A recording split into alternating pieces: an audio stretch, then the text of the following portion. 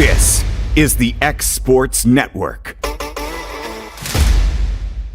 Welcome to the X Sports Network. I'm AJ Good, bringing you tonight's exciting matchup between the home squad Collinwood and the visiting Raiders of Richland. The Raiders are coming off their first loss of 2022, while the Trojans picked up their first win last week on the road at Huntland. Let's take a look at both sides coming into tonight's matchup. The Raiders will make the trip at 5-1 overall and 2-1 in the district, while Collinwood will host on homecoming at 1-5 and 1-2 in their league. The head coaches are Nick Patterson for Richland, who is 20-26 in 5 years with a playoff appearance.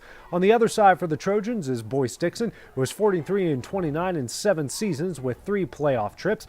The all-time series goes to Collinwood at 15-12. The Raiders recently have won 3 in a row. The last win for the Trojans came back in 2012. Here's what both sides have to say heading into tonight's game.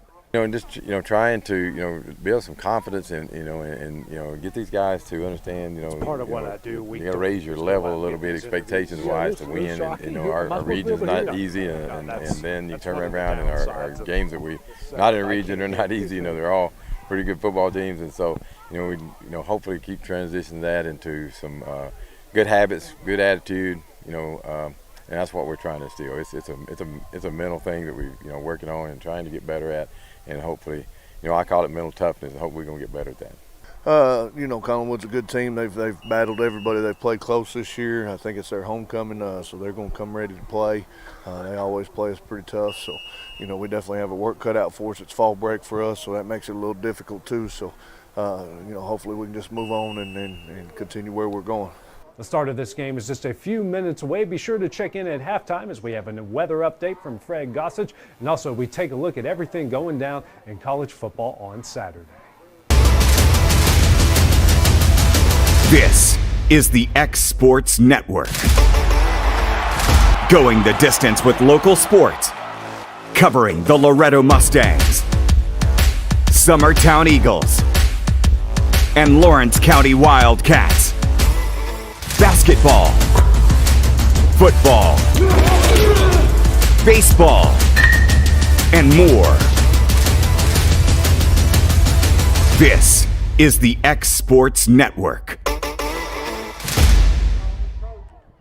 And welcome everybody here to Kent Brewer Stadium on the campus of Collinwood High School for tonight's TSSAA high school football matchup between the Raiders of Richland High School and the Trojans of Collinwood. AJ Good joined by Todd Fox for tonight's broadcast, as both of these sides are back here in week number 7 of the high school football seasons. We take a look at both sides here, as actually first we're going to have the invocation and the national anthem, then we'll preview the game.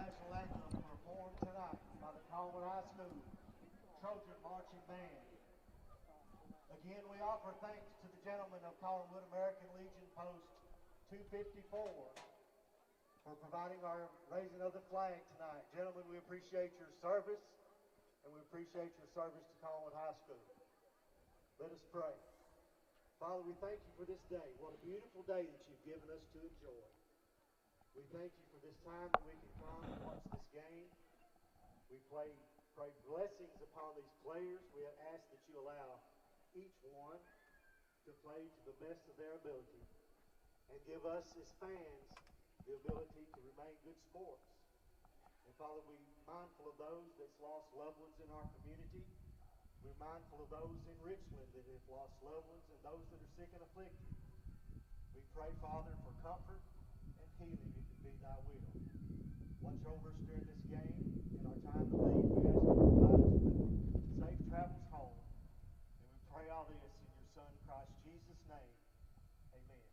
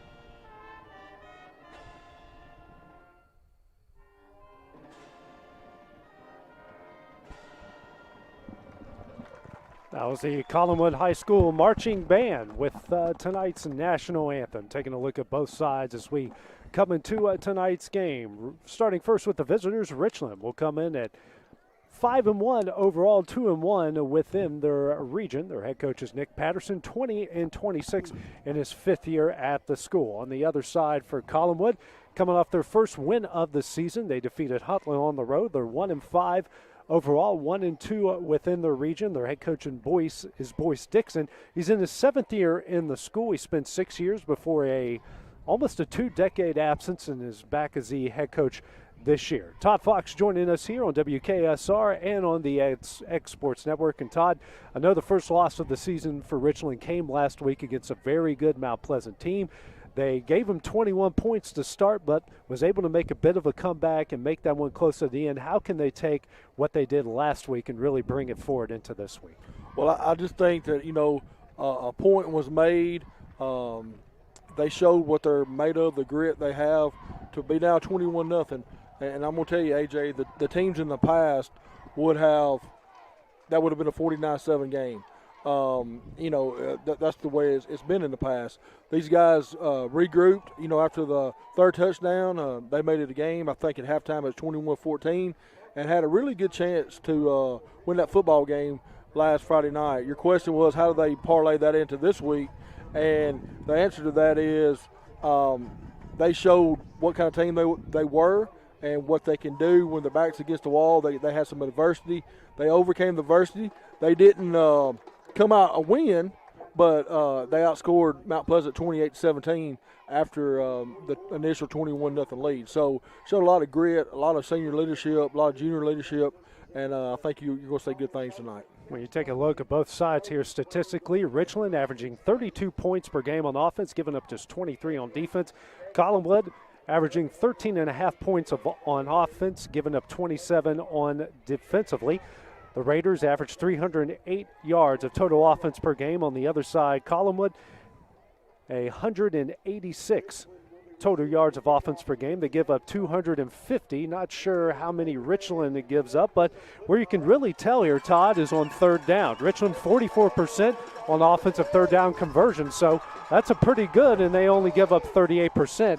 And on the other side here for Collinwood, 21% on third down conversions offensively, and they give up 31% on defense. And also something to point out here for the Richland defense, they have 11 takeaways this season, and that's something that's been really key, not just in the games that they dominate, but in those really close games like Summertown and some of the other ones so far this year.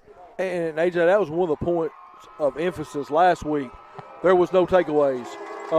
We didn't give anything away, but we didn't take away anything, and we kept looking for that takeaway last week. That might have flipped the scoreboard if we'd had a chance to do that. But this team has been real fortunate at being able to come up with a big turnover when needed. A lot of defensive pressure put on the football and put on the quarterback. Our middle linebackers and our interior linemen are very forceful. They're big guys. They're ball hawks, and they've caused a lot of pressure to allow, I think, of them 11 takeaways that we have, 8 or 9 of them are interceptions from the defensive backfield, and 2 of us have been returned for touchdowns. So that will flip a game really quick. The defense has definitely, to me, been a spark plug for the Raiders this year. The one of the 3 phases, the one that we're lacking in, AJ, is the special teams. We have struggled with special teams, whether it's bad snaps, misjudging punt return, whatever. We have really struggled in special teams this year. Collinwood on to kick things off. Speaking of special teams, Richland will be getting the ball. Collinwood wearing their all green uniforms. Richland wearing their white uniforms. And this one is kicked off. It's a low kick fielded at the 29-yard line. He's going to make his way across the 40 to 45. Still going. He's going to make his way into Trojan territory and brought down at the 45-yard line. What a great start to this game. On the return was Luke Uslick. Hey, Lucas Uslick is a middle linebacker for this Raider team. He's a spark plug. He's also a running back. He comes in and gets some carries each game, and he is just nails. He is a tough, hard-nosed football player, and right there, if I'm not mistaken, had about a 34-yard return on the opening kickoff. What a great job here. Spread formation here for the Raiders. They're going to go 5 wide, 3 receivers to the left and 1 to the right. Motion, it's a handoff, and now it's a reverse. It was a pass, and he's going to throw this one up. He's got Bryce Miller. Miller down the sideline, and he's going to get brought down at the 21-yard line. A nice little end around, making the pass. Couldn't really tell who it was, but it's Bryce Miller that makes the catch. Well, let me tell you what just happened, A.J. They lined Blaine Woodard up, who's a sophomore backup quarterback for the Raiders. They lined him up for the first time this year at receiver. They handed off to Hewitt coming to the left. He flipped it to Woodard, who then threw a 25-yard pass, or roughly, to Miller with his first reception of the year. Great little spice and dice there for the Raiders. Gotta love it. Gotta love the little start here. And now they're going to put 3 running backs here in the backfield. It's going to be a handoff here to Eastlick. Eastlick going to power his way, and he maybe picked up a yard on the play. He might have lost one. It's going to bring up a 2nd down and 10 here. You know, A.J., they say each and every week the first 15 plays are scripted. Raiders has came out in 2 different looks. We've not seen the triple I all year, and I like the formation. They've got 3 just bruisers in there at fullback and 2 tailbacks. Braden Adams, Luke Eastlick, and Daniel Hewitt is in the backfield for the Raiders. Now it's a handoff here over the right side, and he's going to make his way to about the 19-yard line. About a pickup of 2 on the play, going to bring up a 3rd down and 8 here for the Raiders. That was Daniel Hewitt on the run there. He's one of the leading rushers on this team. I don't have the stats in front of me. He's probably 2nd in rushing on the team for this season. He had 4 touchdowns 2 weeks ago over in Memphis. Same formation here with 3 running backs and an I. Now Miller rolling out, and he's going to get brought down and sacked on the play. That was Griffin Pigg that got him there at about the 27-yard line. So about an 8-yard loss on the play, going to bring up 4th down now here for the Raiders. 4th down and 16 here. Be interesting to see what the Raiders do in here in this situation. I know, Todd, there's probably not many plays you got for 4th and 16 on the opposing side's 27-yard line. No, probably not. And one thing of interest, AJ, that I'm sitting here just tentatively trying to figure out, I'll wait till after this play. Shotgun formation here from Miller. He's going to roll out here to his right. Stepping up, he's going to throw it across the middle, and he's going to overthrow his receiver. So the 4th down incompletion is going to hand the ball over to Collinwood. They're going to start over 1st down and 10 from their own 27-yard line. AJ, one thing I was saying, and this will be of interest to the Richland fans, if you followed Richland football at all this year, it's got a subtitle, and that's Ethan Workman. Yeah. He has 16 touchdowns on the year for the Raiders. I do not see Ethan on the field nowhere. He wears number 13. He's the leading receiver for the Raiders. He did not play one play during that possession, and I do not see the young man. I'm going to have to find out what's going on with Mr. Workman. Wing T formation here for the Trojans with the wing and the receiver to each side, and already we got a penalty flag here on the play, and it's going to be a false start here against the Trojans. So that's going to knock them back 5, and they will be 1st and 15 from their own 22. So not exactly the start to the drive the Trojans wanted. Their quarterback is Fletcher Thompson, as they will, you see a lot of wing T formations here. He's got a wing and a receiver to each side and a fullback behind Thompson here. Motion now from one of the wings. Thompson now going to roll out to his right, get some pressure. And he's going to throw it, and someone makes the catch there at about the 43-yard line. Actually, they said it was incomplete. So that'll bring up 2nd down and 15 now. They cheered like it was a completion, but they did. They thought that he had completed a pass on the right side there. So Collinwood here early, Todd, trying to test this Raiders secondary, and as you mentioned, of those 11 turnovers, about 9 of them are interceptions. So they're trying to see if they can get something over the top here early. And we've got some new faces on defense tonight, too. We've got some new faces all the way around, and I'm just trying to figure out. Alonzo Alvarez is starting at cornerback tonight. Same formation here for the Trojans. Motion from one of the wings, and Thompson now throws this one over the middle, and it's intercepted. Looks like that is Hewitt, and he's going to go down to close to the 22-yard line. And right off the get-go, a turnover here for the Raiders, and they got the ball right back in great field possession. That was a Crossroad Realty turnover, brought to you by Crossroad Realty of Pulaski. And Jaden Pryor, number 19, was the one on that interception. That's his second interception of the year. He's a sophomore for the Raiders, and he's becoming a playmaker. He's been hurt. He's been in concussion protocol for the last couple of weeks, but he came out big on that play. 1st and 10 here from the 21-yard line. That's where the Raiders will take over. Handoff here up the middle, and he's going to continue to power his way inside the 15 to about the 14-yard line.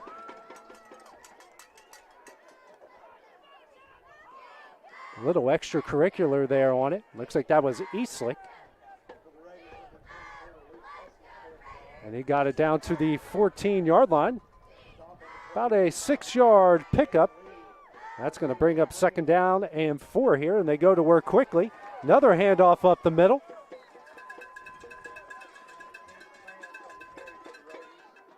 And that's going to be enough for a 1st down, it looks like. And they're going to go to work quickly. The backup quarterback in here is it is Blaine Woodard, and he's back under center. And it's a toss over here to the right side. He's going to cut his way up very close to the goal line, down to the 4. That's Andrew Huff on the carry there, running hard for the Raiders. The 2nd and goal now coming up here for the Raiders.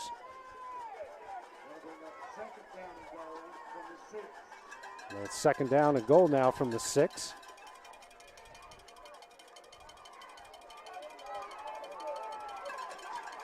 Raiders here in a wing T formation again. It's a handoff to a big man up the middle. And he's continuing to go, battles his way. Let me tell you what just happened there, AJ. Chandler Thomason is a 4-year starter on the offensive line. He's 6'1", 300 pounds, or 6 foot, 300 pounds. And he got his first carry in his high school career right there. Good for him. Hopefully they'll go back to him and let him finish it off and get his first touchdown of his high school career. That'd be third down and goal now from the 3 as Thompson took it all the way down the 3-yard line. And the backup quarterback, Blaine Woodard, is still in. Here in a wing T formation, it's got Eastlick behind him. Collinwood stacking up the line of scrimmage here. And it's a handoff. No, he's going to call it. No, it's a handoff to Hewitt. Hewitt's into the end zone. A touchdown for the Raiders. Daniel Hewitt with the first Realty Group touchdown for the Raiders on a 3-yard scamper into the end zone. Raiders lead 6-0. What a great job there, and the Raiders now lead this one 6-0. Hewitt got in from 3 yards out. Now on to attempt the extra point here for the Raiders. And the kick is up, high end over end kick. And that kick is good. With 6:48 remaining here in the first quarter, it is a 7-0 Raider lead over Collinwood. We'll have more high school football when we return here on WKSR and on the X Sports Network. This is Savannah with Allspin Associates Insurance. No one can predict the future. That is why we have insurance. As an independent agency, we do the difficult work of finding the best rates for your specific needs.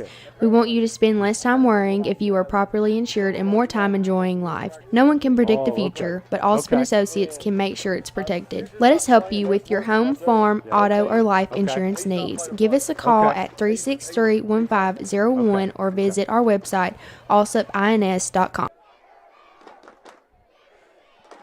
A nice 22-yard drive there from Richland makes it 7-0 after Daniel Hewitt punches it in from 3 yards out on 3rd and goal. And the Raiders lead Collinwood 7-0 with 6:48 remaining here in the first quarter. That was their second possession, and little trickeration. A lot of different stuff going on here early, Todd, and the Raiders were able to put one on the board.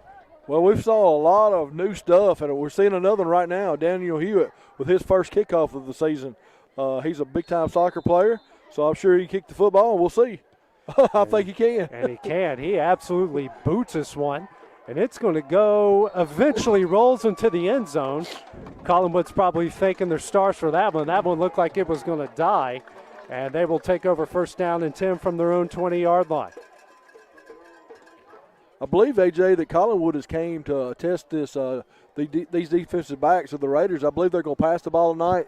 Apparently they've seen something in film study that they believe they can pass. And, we'll see if they stick to that in this next possession. Tell Todd I'm a little bit new to some of this technology. I had the score wrong. I gave Collinwood the touchdown. Kind of hard to see you sometimes out here at night as Fletcher Thompson goes under center here out of the wing tee once again. Thompson now going to call his own number. He's going to pitch it out this time. And his running back's going to get it very close to the line of gain. Blake Witten.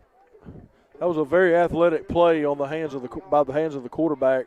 At last minute, he pitched it with his left hand, and AJ, it takes a lot of athleticism to make that play right there. Blake Witten there on the carry. He picks up about 9. That's going to bring up a second down and 1 here for the Trojans. This Trojan offense at times, Todd, we especially saw it against Loretto. They're pretty explosive. They can get out there when the offensive line gets downfield. They can be pretty hard to handle. Going out of that same wing T formation. It's got Aiden Roberts behind Fletcher Workman. Workman now going to hand it off to Roberts, and Roberts gets stacked up. Brought down right at the line to gain. Right at the 29, so he maybe picked up 1 on the play. It's going to bring up a third down and short here for the Trojans. Tyler Montero had a big part of that. He just absolutely manhandled the offensive lineman on the other side. They got through in the backfield. And this Collinwood team is very talented. Despite their record, AJ, they've got some football players, no doubt, on their team. Well, out of their 4 of the 6 games they've played this year, Todd, have been one-possession games. Is that right? They know how to play in it. Witten goes in motion. Thompson now going to pitch it out to Witten. Witten's going to get the first down and a little bit more. He's going to get brought down about the 36-yard line, and that's going to be a first down here for the Trojans. A nice third down conversion for a team that's only averaging about 21% on third down conversion so far this season. That's a big play there for them. Keep the momentum going for them, and they're moving the ball in this possession. They're at their 35-yard line. Clock hits under the 5-minute mark here in the first quarter.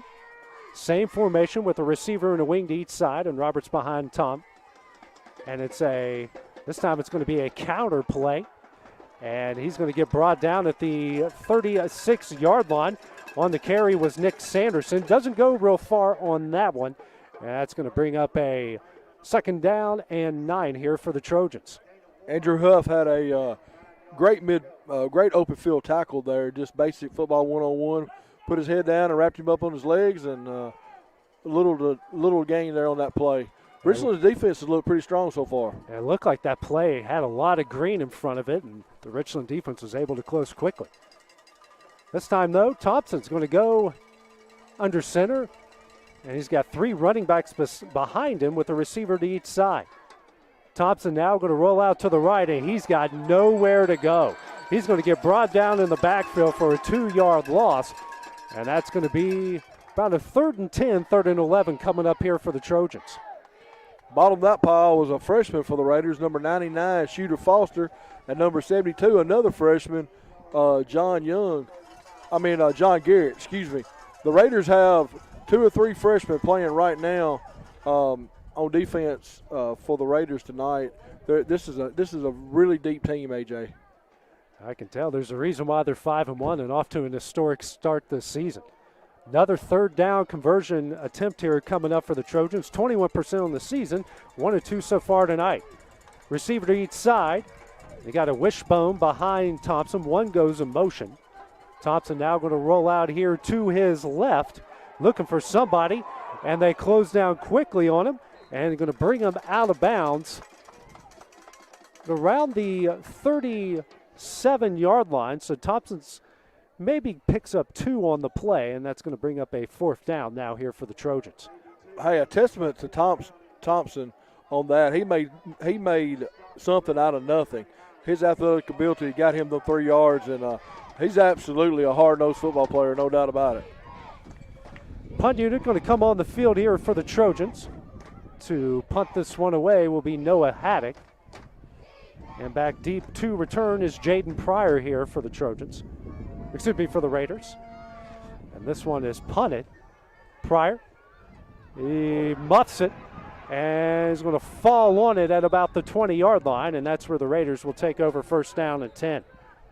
Hey, Jaden just took his eyes off that ball. He looked down, and when he did, he muffed it, and was fortunate to be able to fall on it at the 20-yard line. So got on it quickly there, and the Raiders will have their worst starting field position so far here in the game from their own 20-yard line. 2:14 remaining here in the first quarter, a very fast-moving first quarter. Third possession coming up here for the Raiders.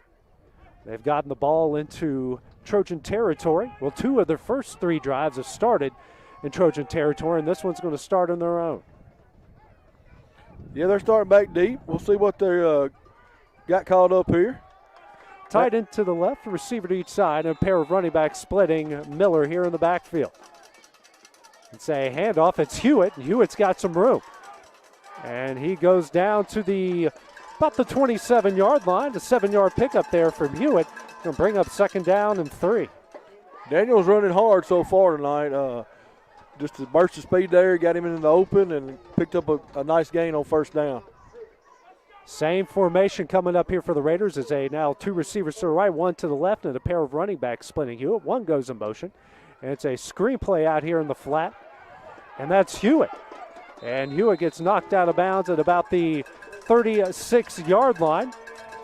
So that's a Winterburn and Associates first down for the Raiders. Moving the chains. Ball sitting on about the 37-yard line of the Raiders. So another first down here for the Raiders. Tight end each side, single receiver to left, pair of receivers splitting Miller as they go to work quickly. Handoff up the middle. And he's going to continue to power his way, and he's got the first down at the 47-yard line. On the carry there, I believe, was Trey Sills that gets the first down. Actually, that was Andrew Huff. Andrew Huff, excuse me. And now we got a timeout for Collinwood as they try to slow things down a bit. And we'll take that break with them here on WKSR and here on the X Sports Network. Instead of running up a high balance on your credit card, ask about a home equity line of credit or a loan. Both can help you save money with lower interest rates. So let us find the right type of financing for you. Begin the loan process today at bankoffrankewing.com or call or visit us. You can stop by any of our convenient offices in Lawrenceburg, Pulaski, or Frank Ewing. The Bank of Frank Ewing, Equal Housing Lender, member FDIC.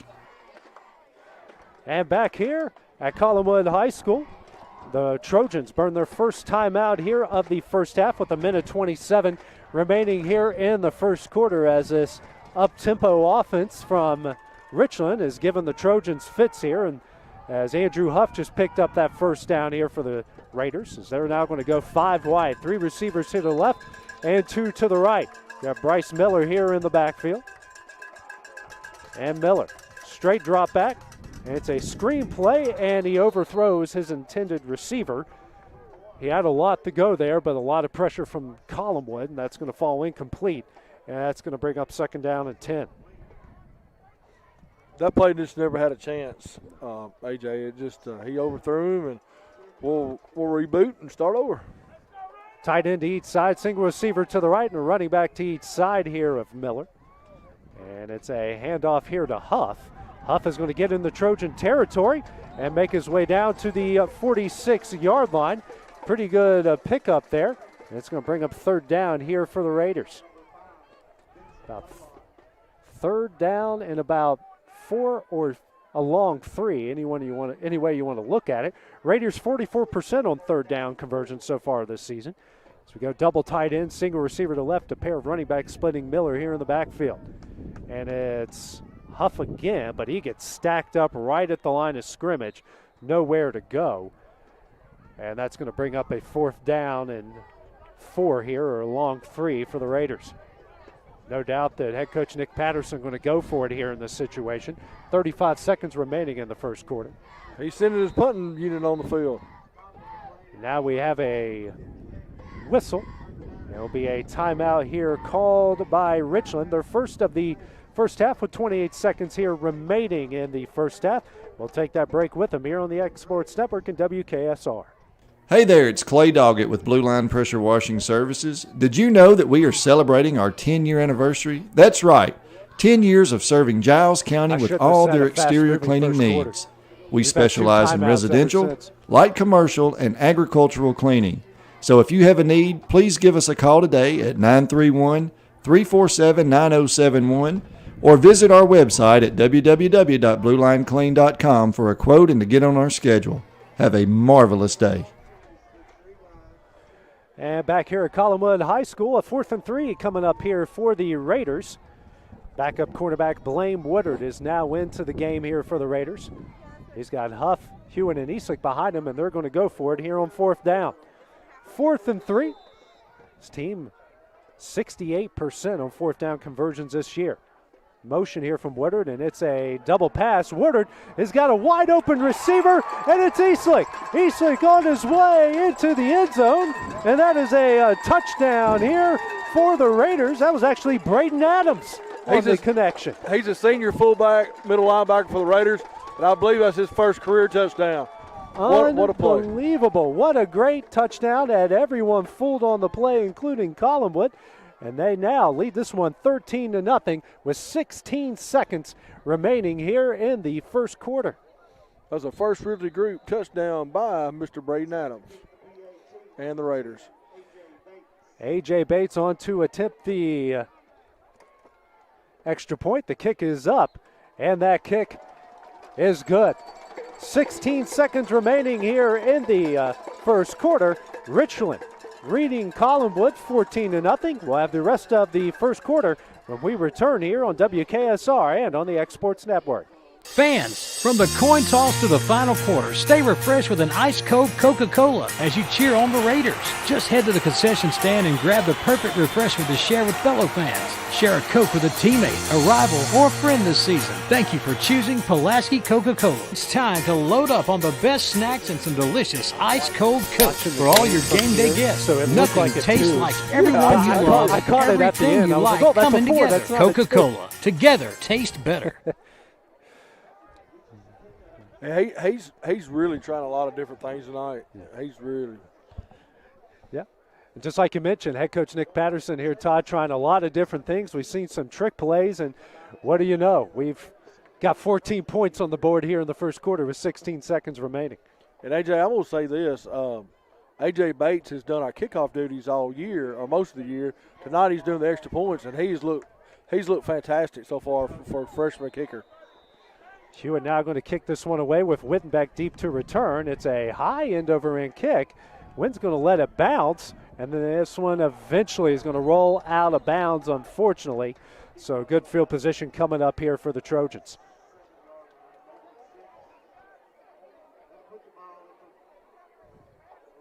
$16 seconds left in the first quarter. I believe Collinwood will have the ball at the 35-yard line, and you may have just said that. 1st and 10 here for the Trojans. The first penalty of the game here, if you can really, I don't know if they count that as a penalty or the penalty yards. Not sure how that works. I'm not either. You know, Richland only averages 4 penalties for 21 yards per game this year, which that's pretty good. That's also a pretty good sign of a 5-1 team. And let me tell you, that's a point well made. That's a difference in this team and the teams in the past. Wing and receiver to each side out of this wing team formation. Roberts behind Thompson. As Whitten goes in motion, Thompson, straight drop back, now rolling out to his right. He's going to throw this one, and it's incomplete. Good defense on the back end there from number 18, B.J. Stinnett.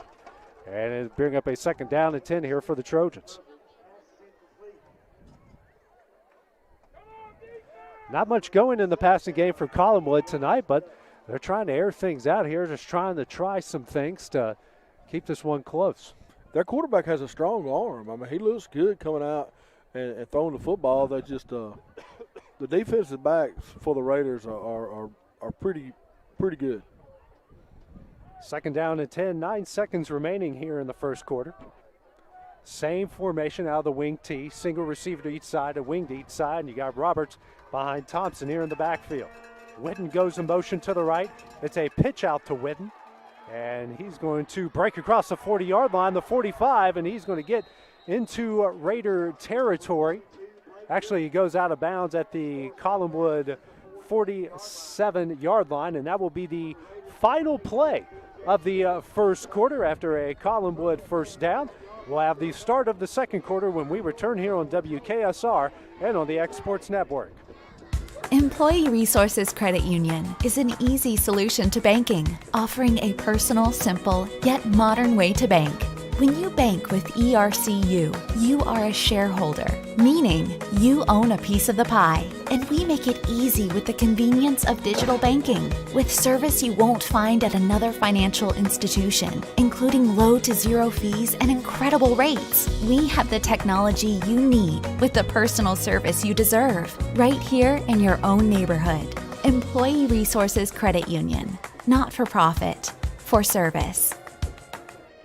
So who do you have your insurance with? Are you satisfied with the coverage and rates? If you don't feel confident with your coverage, then maybe it's time to change your coverage to Farm Bureau Insurance of Giles County. They're on your side with auto, home, life, and farm owners insurance. Feel confident you're protected, and you can even bundle your policies to save even more. Contact Tim Riggins or any of the professional staff to find out why Giles County turns to Farm Bureau for insurance needs. Farm Bureau Insurance, 1145 West College Street. Call 363. And back here at Collinwood to start the second quarter, the Trojans have the ball first down and 10 from their own 47-yard line. Same wing T formation with the wing and a single receiver to each side. And you got Roberts behind Fletcher Thompson here in the backfield.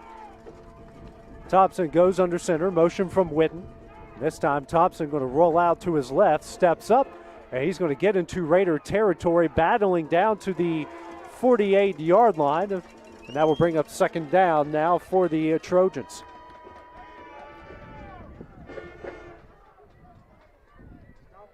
I'm very impressed with the athleticism of Collinwood. This is a good football team. I'm going to guess that it's a young football team. Is that correct? Pretty young, yep. They lost some good seniors from last year, but battling with what they got this year. Same formation here for the Trojans. Second down and 7 now. Going in motion. And it's a toss out to the left, and he is stacked up in the backfield. Nick Sanderson with nowhere to go, and that's going to bring up a third down and long here for the Trojans. Good defense on the back end by Richland. He gets brought down at his own 45-yard line. Third down and about a long 13 or a short 14. Actually, they say he went down at his own 44-yard line. So a third and long coming up here for Collinwood. Team that only converts 21% of their third downs so far this year. Not bad on the fourth down front.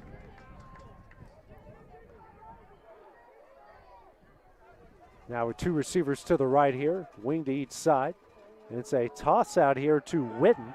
Witten gets to the 45, breaks a couple tackles down at the 50-yard line. So that's going to bring up about a fourth down and 8 here for the Trojans. Interesting to see if they go for it here, down 14-0 with 10:10 remaining here in the first half. It appears that they may, AJ.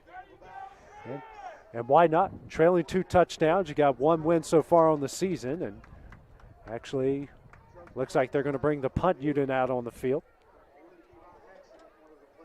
Jaden Pryor will go back and return this here for Richland. It will be Noah Haddock to punt it away. Snap bit high, but he catches it. It's a low line drive punt. And they're going to let this one bounce all the way down to the 9-yard line, and that's where Richland will take over, first down and 10. So the worst starting field position here for the Raiders. Not that that's mattered much. Their previous drive started on their own 20. They took it 80 yards down the field. 9:28 remaining here in the first half. The fourth possession coming up here for Richland.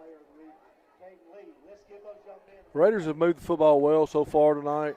First possession, they were stopped short, but tried a lot of different wrinkles, seen a lot of different formations tonight.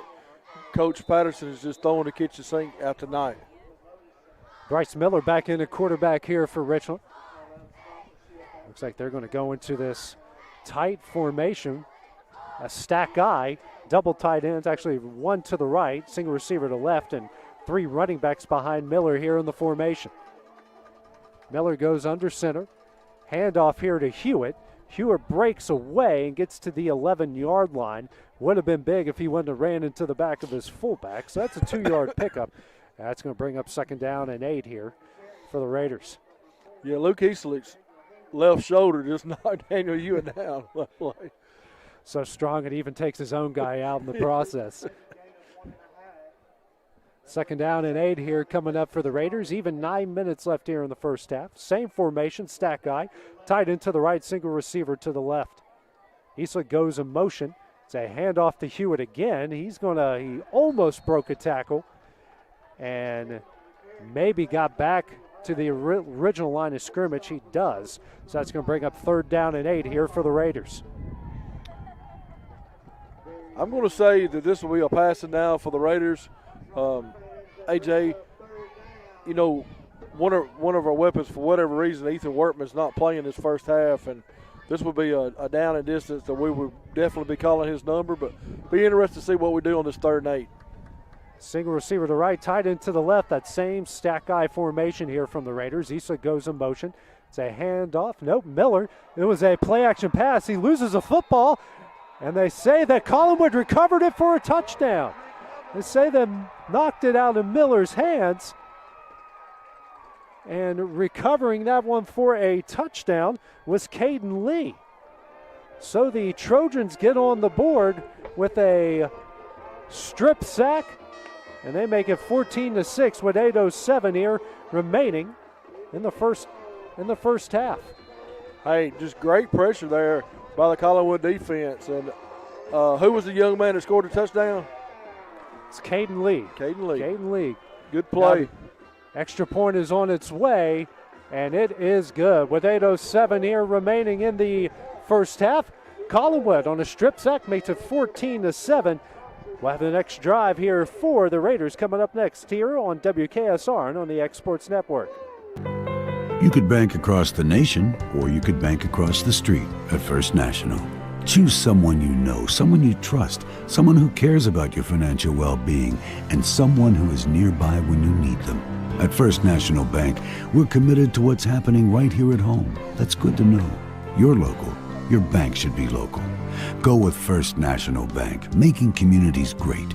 Learn more at fnbforyou.com. Member FDIC, Equal Housing Lender. And back here at Collinwood High School, Caden Lee picks up a fumble off a sack, returns it for a touchdown. The extra point is good. It's a 14-7 Raider lead with 8:07 remaining here in the first half.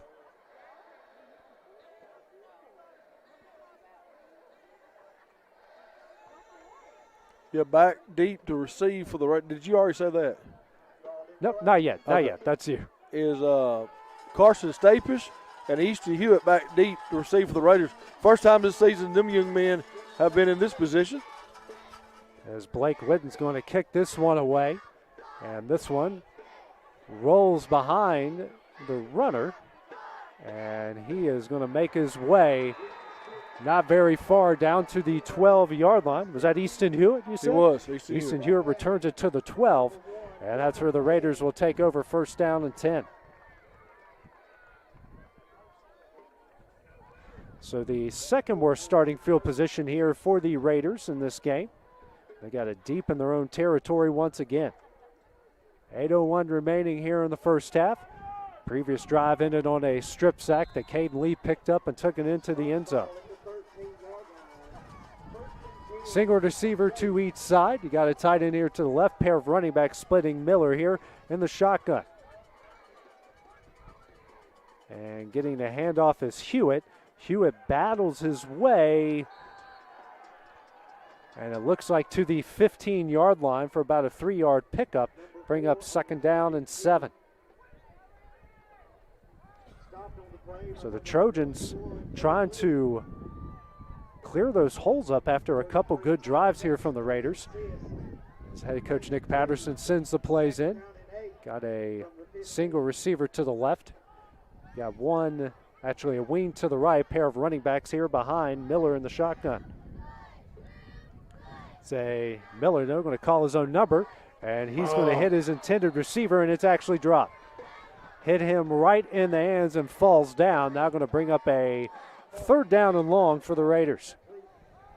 Yeah, that ball hit him right in the hands, and I think he heard footsteps, and he dropped the football. Collinwood's defense has tightened it up quite a bit and looked good the last 2 possessions. The Raiders need a big play here.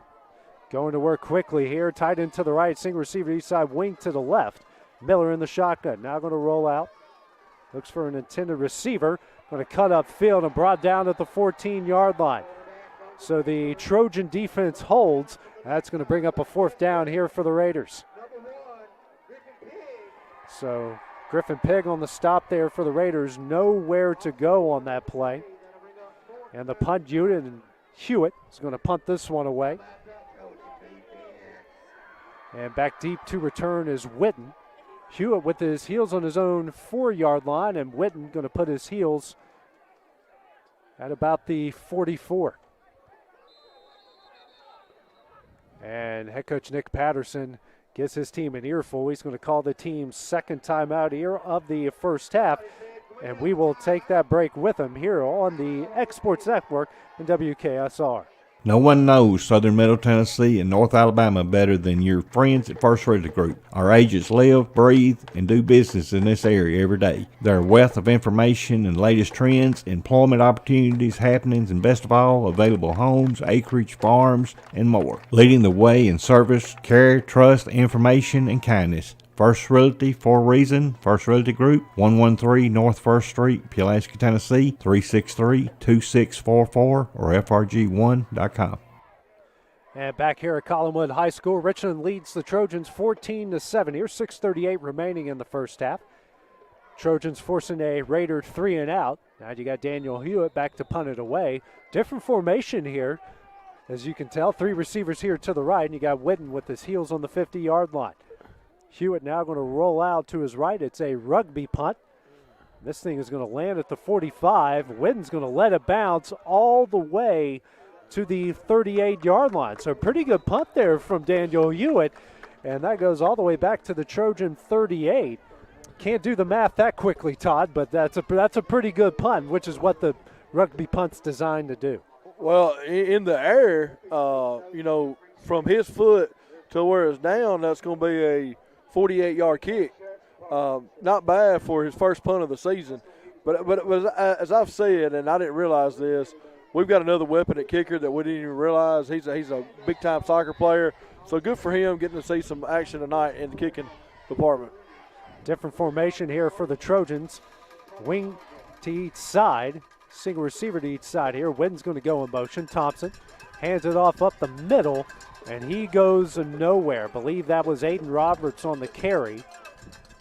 No, that was Tyler Jackson on the carry. He went nowhere. So that's going to bring up a 2nd down and 10 here for the Trojans. Good job by the interior, the Raider defensive line, making sure that one went nowhere. Josh Workman, John Garrett, Tyler Montero, Reed Callahan, and Trey Seals, they're playing the 5-2 tonight. And the interior line has just been awesome all season long. 5:50 remaining here in the first half. Single receiver to each side. Wing to each side. And you got Jackson behind Fletcher Thompson. Witten goes in motion. Thompson this time going to pitch it out to Witten. Witten gets to the 41-yard line. About a 2-3 yard pickup. That's going to bring up 3rd down and 7 here for the Trojans. I believe so far their most production has came from the pitch out to 22. Every time he gets to that edge, it seems like something happens. We contained it that time, but good-looking running back for the Trojans. It's kind of hard with those option plays when you run them to the short side of the field. Your real estate goes away pretty quickly. And with what we've seen with the Trojans have success is when they run that option to the wide side of the field. Yes. Wing a single receiver to each side. You got Jackson behind Fletcher Thompson. Thompson goes under center here on the wing tee. Sanderson goes in motion. It's a handoff to Whitten. Whitten's got the first down and more. He's in the Raider territory. He's going to break into the open field, and he's going to take this one to the house. That is a 59-yard touchdown for Blake Whitten. And Collinwood has made this a 14-13 game with 5:20 remaining here in the first half. AJ, the words that just came out of my mouth that he was a dynamic back, and he took 159 yards on the very next play. Just a good-looking running back. I don't know what his season stats are, but I think he does the kicking duties as well for the Trojans, so just a good athlete. And speaking of, he does do their kicking duties. He is on to attempt the extra point here for the Trojans. The snap is back, the kick is up, end over end, and the kick is good. With 5:20 remaining here in the first half, we are all tied up at 14 apiece. We'll be back here on WKSR here on the X Sports Network. Giles County Furniture and Appliance is your home for flooring service. They offer Shaw carpets, vinyl plank, and laminate flooring. Giles County Furniture offers installation with over 68 years combined experience. Also financing available. See store for details. Flooring done right from Giles County Furniture and Appliance. Open Monday through Friday 8 to 5 and Saturday 8 to 2. Visit shopgilescountyfurniture.com. And back here at Collinwood High School, Blake Whitten takes a handoff on a 3rd and long and takes it 59 yards to the house. He actually attempted the extra point. So we are tied up at 14 apiece with 5:20 remaining here in the second quarter. Update from over at Giles County. They are leading Columbia Central at the end of the first quarter, 14-13. Blake Whitten going to kick this one away. Easton Hewitt back deep to return here for the Raiders. And Hewitt kicks this one, a end-over-end kick towards the Trojan sideline. Hewitt picks it up, and he's going to pick up some room, tries to make a couple Trojans miss, gets stacked up there at the 25-yard line, and that's where the Raiders will take over, first down and 10. Yeah, it wasn't a lot. After it closed, it wasn't a lot of room for him. He got slung around like a rag doll on that play. But Richland will take over. Once again, not very good field position for the Raiders. They'll start at the 25-yard line, and Bryce Miller will come in to bring the play in for the Raiders at quarterback. Other than early on with the backup, it's mainly been Bryce Miller. As we've got a single receiver to right, 2 to the left. Pair of running backs splitting Miller here out of the shotgun. Huff goes in motion, and it's a swing pass out to Huff. He makes the catch, makes a man miss, and gets down to the 29-yard line to bring up a second down and 4. Nice little pitch and catch there from Miller to Huff out of the backfield. Huff is a great receiver out of the backfield. So they're going to go to work quickly here. Miller out of the shotgun. Handoff here to Hewitt. Hewitt's got some room, and he's got the first down to the 40-yard line. So Winterburn and Associates first down for the Raiders and Mr. Daniel Hewitt. Nice little run there for him, using his speed. As Miller and company get the ball out here quickly.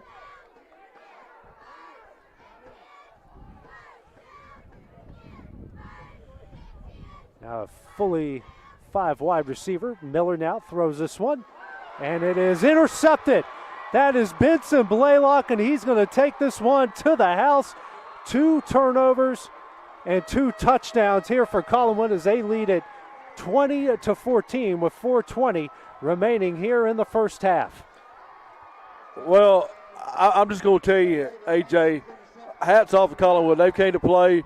Raiders are kind of stoic right now, and I cannot impress on putting you how bad we are missing Ethan Workman tonight. For whatever reason, he's on the sidelines, and I'm going to venture to say that he'll be in the game come the second half. We need him bad.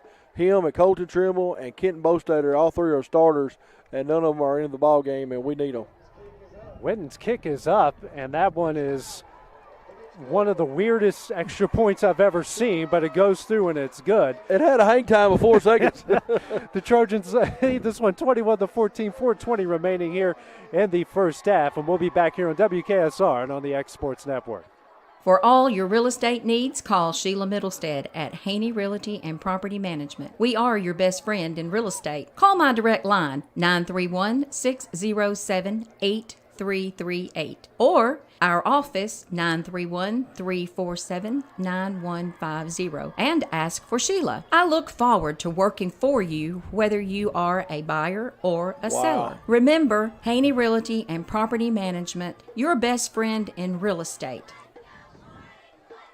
So Benson Blaylock picks off a Bryce Miller pass, and he takes it 41 yards into the end zone. That is the second defensive touchdown in the game for the Trojans as they lead this one 21-14 with 4:20 remaining here in the first half. And, AJ, if I'm not mistaken, we bragged on the Raiders about the takeaways and giveaways. That's the first 2 touchdowns given up by the Raiders on giveaways this year, and the scoreboard indicates. Is that correct? I believe so. That was their 7th and 8th turnovers so far this year as Witten's going to kick this one a low line drive. It's going to be Easton Hewitt picking that one up. Hewitt tries and gets his way down to the 27-yard line, and that's where the Raiders will take over first down and 10.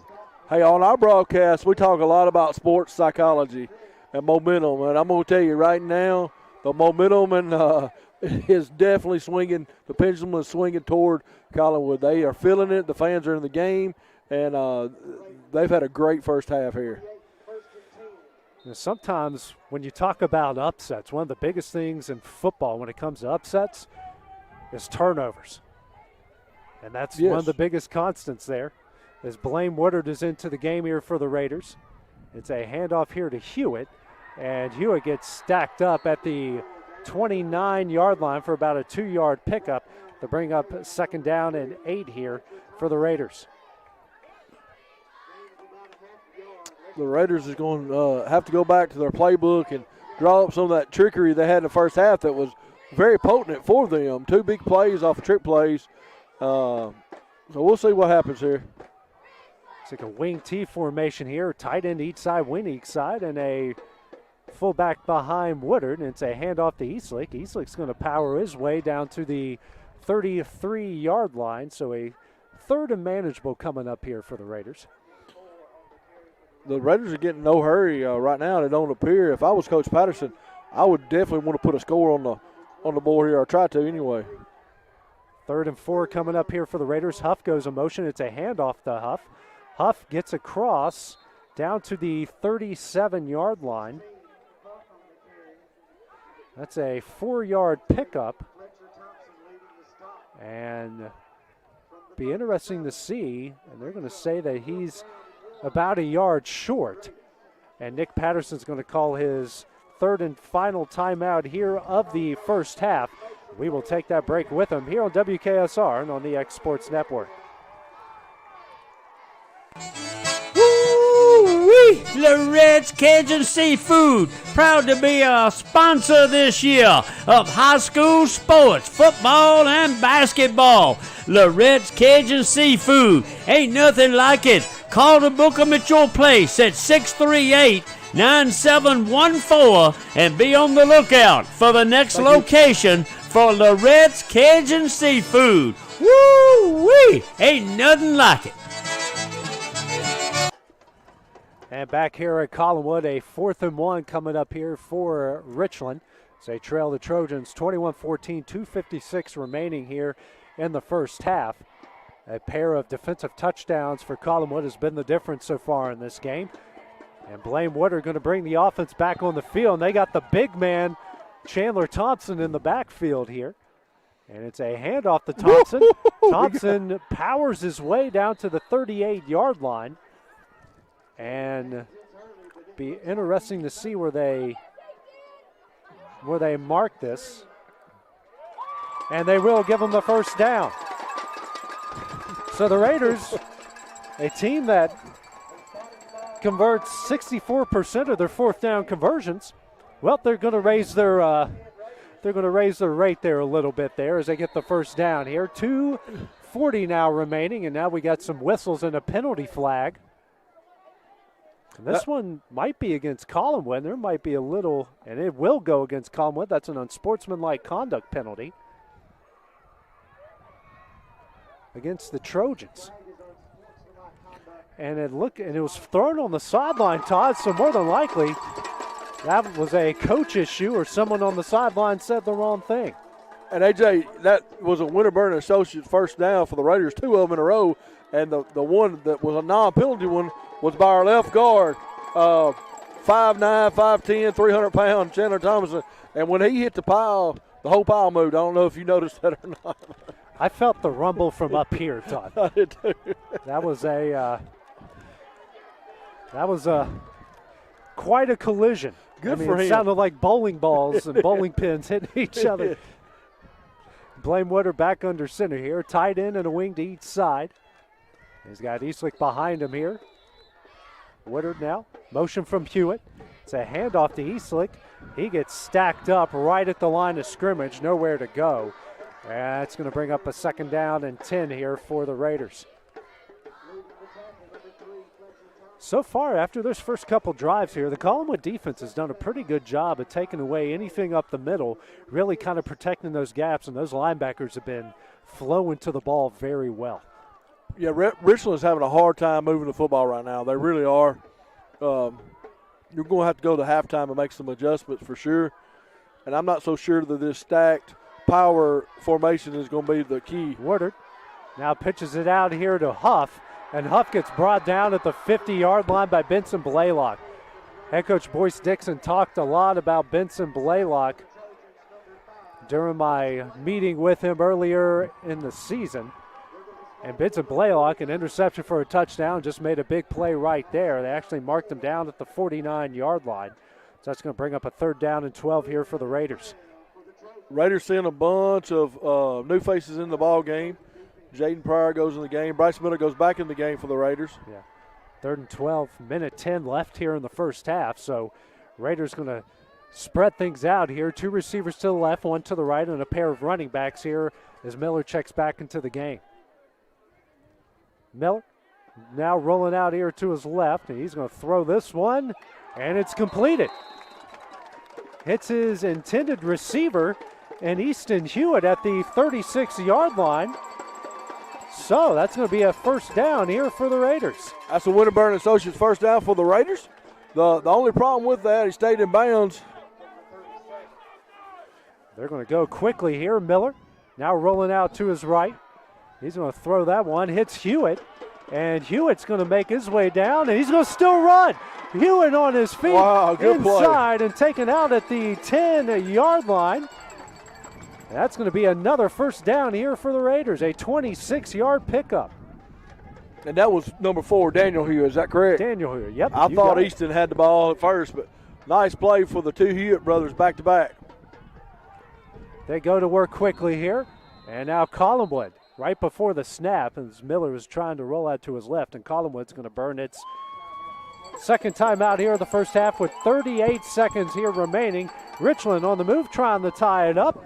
We'll be back here on WKSR and on the X Sports Network. M&M Staffing, LLC is Giles County's locally owned staffing agency. Owner John Brayton Harper, Cree Holt, and Mercedes Houston are from Giles County. They know Giles County and they care about this community. M&M Staffing supports local schools, athletes, organizations, and causes. When you're looking for your next career or looking to fill a position, look no further than your locally owned business, M&M Staffing. Find us on Facebook, 450 Bennett Drive, or fill out an application online at mnmstaffing.net. And back here at Collinwood High School, Richland on the move. They have it 1st down and goal from the 10-yard line after a nice connection from Bryce Miller to Daniel Hewitt. Hewitt, who's had a good game on the ground and picked up a big gainer right there to get the Raiders in some good field position here to potentially to tie this thing up. In a game here, Todd, that hasn't always gone their way, but it looks like it might right here. Now, for the first time this year, they're facing some adversity as far as the turnover column. They've always been on the other side of it, and tonight they're having their backs against the wall with 2 turnovers. Miller now rolling out to his left, throws, and it's caught. And that was Jaden Pryor down to the 1 yard line. Wow. And they're going to try to get on the ball here quickly. And they will. Shotgun formation here, Miller. And he's going to spike it down with 28 seconds here. But you know what's ironic about that? Both times that we've moved the chains and got a first down, AJ, they're not starting the clock here until we snap the ball. Yeah. For whatever reason, they're not starting the clock. We spiked that ball, and we didn't have to spike the ball. Right. We blew a play there, which, you know, we're on the 1 yard line, so we ought to get it in 3 plays. But interested to see. Looks like Chandler Thomas is going to get a chance again to get this ball in the end zone. He is in this tight formation with the backup quarterback in, and Thomason gets a handoff, and he's going to roll his way into the end zone. Touchdown, Raiders. It is a 1-point Trojan lead with 20 seconds remaining here in the first half. Gotta love the big man rumbling on that play. You know, growing up, the first time we saw that was Refrigerator Perry, and I'm sure you remember that for the Chicago Bears. I love it. I know he's smiling from ear to ear. Good for him. He's worked hard for that moment. Bates on to attempt the extra point. It's an end-over-end kick, and that one is good. 20 seconds here remaining in the first half. We're not going to take a break. We're just going to keep it here as the Raiders have tied it up at 21 apiece. And Todd, this has been a thrilling, rather entertaining first half here between both of these sides. Defensive touchdowns, turnovers, big plays. I mean, this game has everything here so far. It does, and it makes a lot of fun. It's a whole lot closer than the coaching staff wants it to be, or as fans would want it to be. And to be honest with you, probably nothing that we ever seen but are thought about. But you know what? It's good for Richland. It's good for the diversity. And Collinwood's played really big. We can't take away from the effort they've given, and the defensive pressure has been phenomenal. Collinwood has kind of been as advertised, as we mentioned, that 4 of their 6 games have been one-possession games. Now, the 2 that weren't were Loretto, that's one of the best offenses in the state of Tennessee, and Fayetteville, one of the best teams, period, in the state of Tennessee, a definite state title contender. So those are the 2 teams that they didn't have one-possession games with. So really this isn't much of a surprise that this Collinwood team, they do have a great tradition. This is a team that's been in the playoffs more times than either one of us can count. So the fact that they're fighting hard and playing hard really shouldn't be a surprise to anybody. It's going to be Hewitt here to kick it away for the Raiders. It's a high end-over-end kick. Whitten's going to field this one at the 10-yard line. He's going to take it here over the left side, and he's still going, and he's going to get brought down at about the 33, and that's where the Trojans will take over, first down and 10. He is an explosive kid. There's no doubt about it. He is a good football player. So Boyce Dixon here with 13 seconds remaining has I don't want to say a kind of a quandary here on what to do. Don't know if you just launch this one up, try some trickeration, maybe get some points on the board. They will get the ball to start the second half. So he might play conservative, he might not. We'll just have to see what happens. It looks like that he may. I don't know. Good question. As Thompson here out of a wishbone with a single receiver to each side. And now Thompson's going to call his own number, rolling out to his right, cuts it upfield, and he gets across the 40 down to the 42-yard line. So that is enough for a first down. Going to be a first down here for the Trojans with 4 seconds remaining. Now they may air it out. Yeah, they're going to the hurry up, and it will be Collinwood that will burn their final timeout here of the first half. And actually, that was halftime. They didn't get the play off in time, and that is the final play of the first half. After 24 minutes of play, we are tied up here at 21 between Richland and Collinwood. Play a few commercials. We'll have a halftime show, and then Todd and I will be back here to talk about the happenings and goings here of the first half of this game. That's here on WKSR and on the X Sports Network.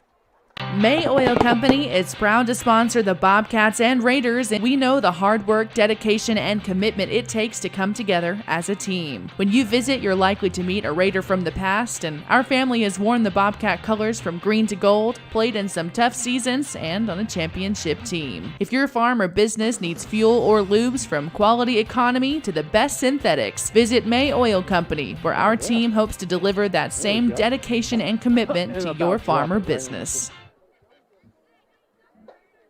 When it comes to getting your vehicle serviced, there's one place in town that goes above and beyond what you expect. McKay's Firestone Service Center, specializing in tires, brakes, and alignment. They also offer nitrogen tire inflation to improve handling and mileage. McKay's is the place to go when you need tires. They stock a wide variety of brands and sizes with mounting and balancing from service technicians that know how to do the job right. McKay's Firestone Service Center, North 1st Street, Pulaski. Home-owned and operated. The People's Tire People. Local high school sports is brought to you in part by Pulaski Electric System, featuring PowerPay. Put the power in your hands. PowerPay puts you in control of your bill. PES offering electric, internet, cable TV, and phone service. Pulaski Electric System, 363-2522, proud sponsor of the Giles County Bobcats and Richland Raiders all season long. Natural gas safety tips brought to you by Pulaski Natural Gas. Play safely, keep little ones out of trouble, teach small children to stay away from the gas range furnace and other gas-burning appliances. Remind them to keep toys and papers away from appliances too. This and other safety tips brought to you by Pulaski Natural Gas. Call 363-1752 for more information. That's 363-1752. This is the X Sports Network. Welcome back to the X Sports Network. It's now time to check in with everything going down in college football on Saturday, starting first with North Alabama, who is venturing into the ASUN for the first time. The Lions with the road to start ASUN play as they head to Kennesaw State. Each side is 1-3 on the season. This is a big thing for UNA, who spent the last couple of seasons as a non-championship member of the Big South. Now with the chance to compete for a title, this team is very motivated.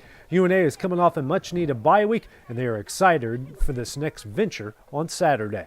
Well, this that new beginning, that new season, the thing we've been waiting on to be able to, count in the standings towards something and have an opportunity maybe to make the playoffs. And so I think the league is wide open right now. It just seems like everybody's kind of beating everybody, and it's just getting started. So it's still kind of fresh, but we get our first opportunity Saturday, and it's like a new season to us. Now over to Knoxville, where Tennessee is coming off a bye week as they get ready to face another top 25 team in LSU. The undefeated Vols offense has been one of the best in the nation and will take on a very tough defense in the Tigers. LSU is loaded with transfers and talent, and Josh Heupel says balance will be the key for the Big Orange. You want to stay out of long yardage situations against them. On the back end, they have a bunch of new bodies to their roster with a bunch of transfers. Those guys have played a lot of football. I think they continue to get more in sync and more comfortable in their scheme. And for us, we got to have balance in what we're doing. So, run game on early downs will be critical. Playing from ahead of the chains is going to be critical in this game. Now over to Tuscaloosa, where Alabama is getting ready for a revenge game as Texas A&M comes to town. The Tide is back atop the top 25, but is also facing some injury problems as well. The big one is Heisman Trophy winner Bryce Young. His status for Saturday is uncertain, but for head coach Nick Saban, it's all about that next guy up mentality. What we try to get our guys to do is focus on doing your job, and if everybody does their job, we're going to have a chance to be successful. And it doesn't really matter who's in there playing. I got to do my job. And when I get the opportunity to do it, I got to be prepared to do it and go do it well. And sometimes, that's harder for guys to do who aren't starters. But I think it's a real test of your character if you can do it, so you can take advantage of the opportunity when it comes, which I thought Jalen did a pretty good job of last week, and hopefully we can build on that if he has to play this week. Now over in Nashville, where Vanderbilt is coming off its bye week, the Commodores needed it after a tough loss on the road at Alabama. Now they'll welcome in a top 25 team as Lane Kiffin and Ole Miss will make its way to the Music City. It'll be Vandy's first home game in almost a month, and head coach Clark Lee hopes everything comes together on Saturday. You know, it's going to be great. I think what we want to do is put on a great performance in our home stadium. And, you know, we haven't yet done that this season.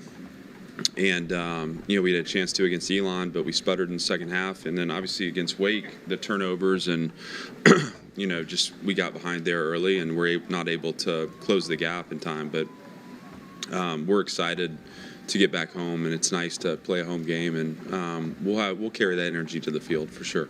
Kickoff for the second half is just a few minutes away. Be sure to check out all these highlights coming up tonight on the Final Score. This is the X Sports Network. Count on Southern Tennessee Regional Health System Pulaski for emergency care close to home.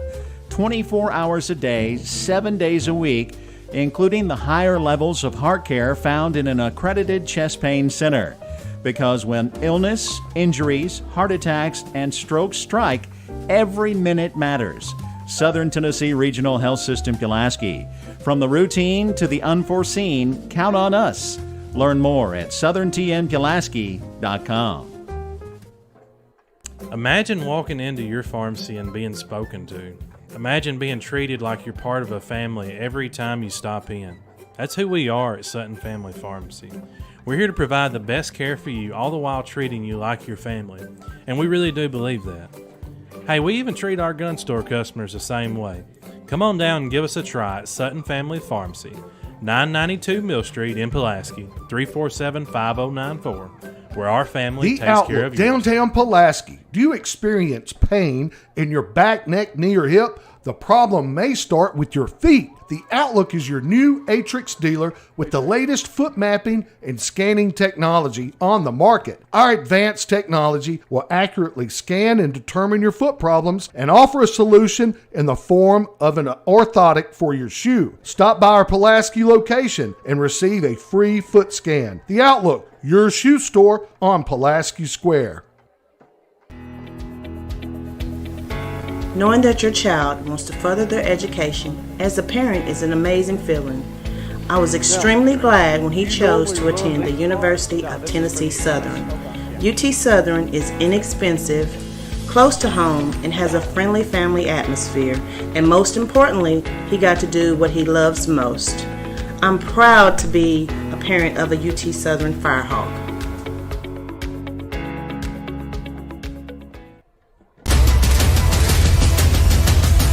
This is the X Sports Network. And back here at Collinwood High School, it's homecoming as the homecoming ceremony is going on right now here on the field. Getting ready to crown the king and queen of the Trojans. 12 minutes left here at halftime. Let's take a look at some of the first half statistics. For the Raiders of Richland, ran 37 plays for 197 yards, had a pair of turnovers, 3 of 8 on third down, 2 of 3 on fourth down. Daniel Hewitt, 8 carries for 31 yards and a touchdown. Andrew Huff, 6 carries for 21 yards. Luke Eastlick, 4 carries for 11 yards. Chandler Thomason, 3 carries, 6 yards and a touchdown.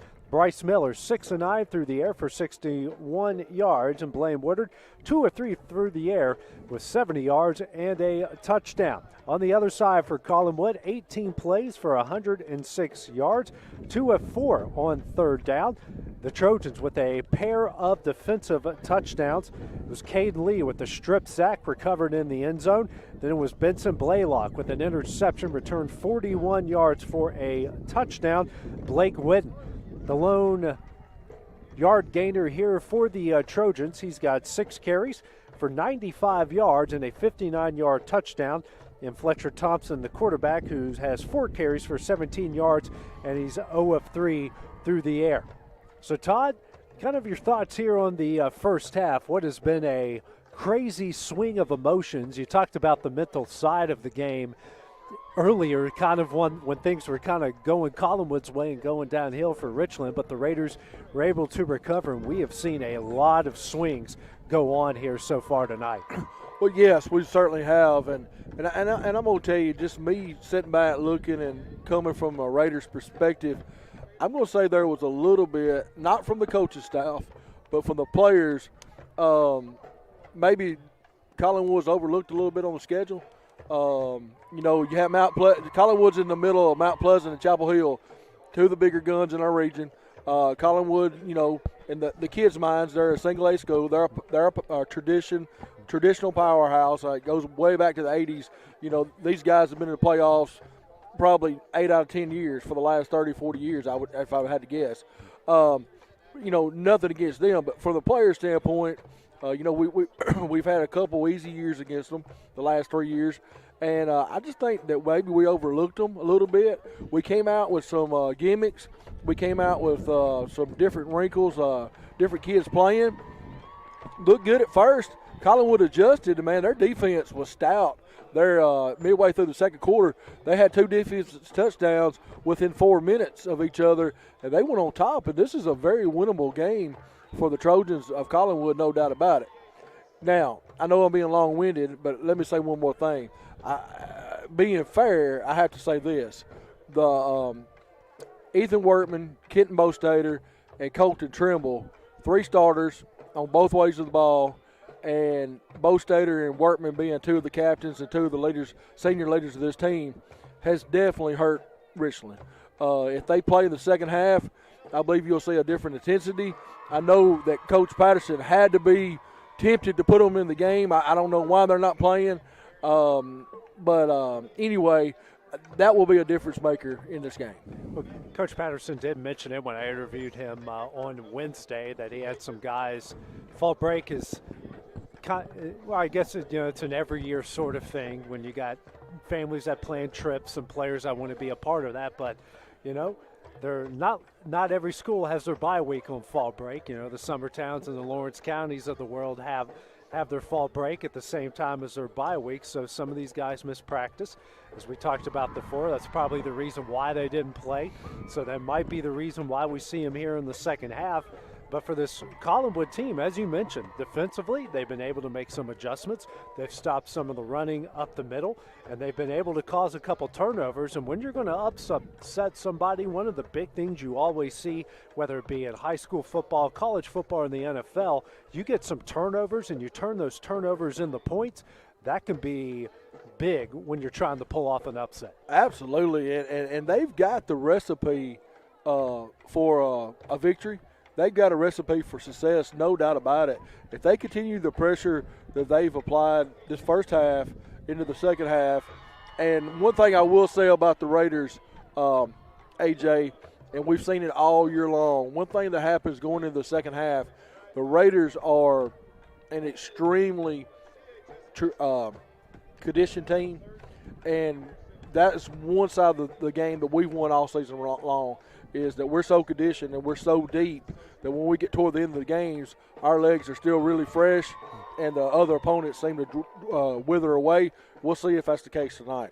What do you want to see out of both sides here going into the second half? We're all knotted up, even though it's 21-21. In reality, it's a 0-0 game. Whoever outscores the other, the second half is going to win it. What do both sides need to do to pull out a win here tonight? Well, I think for Collinwood to pull out a win, I think this is what's going to have to happen. They're going to have to get another turnover, continue the defensive pressure, not give up the big plays to the Raiders. And then on the other side of the football, Collinwood is going to have to establish a passing game.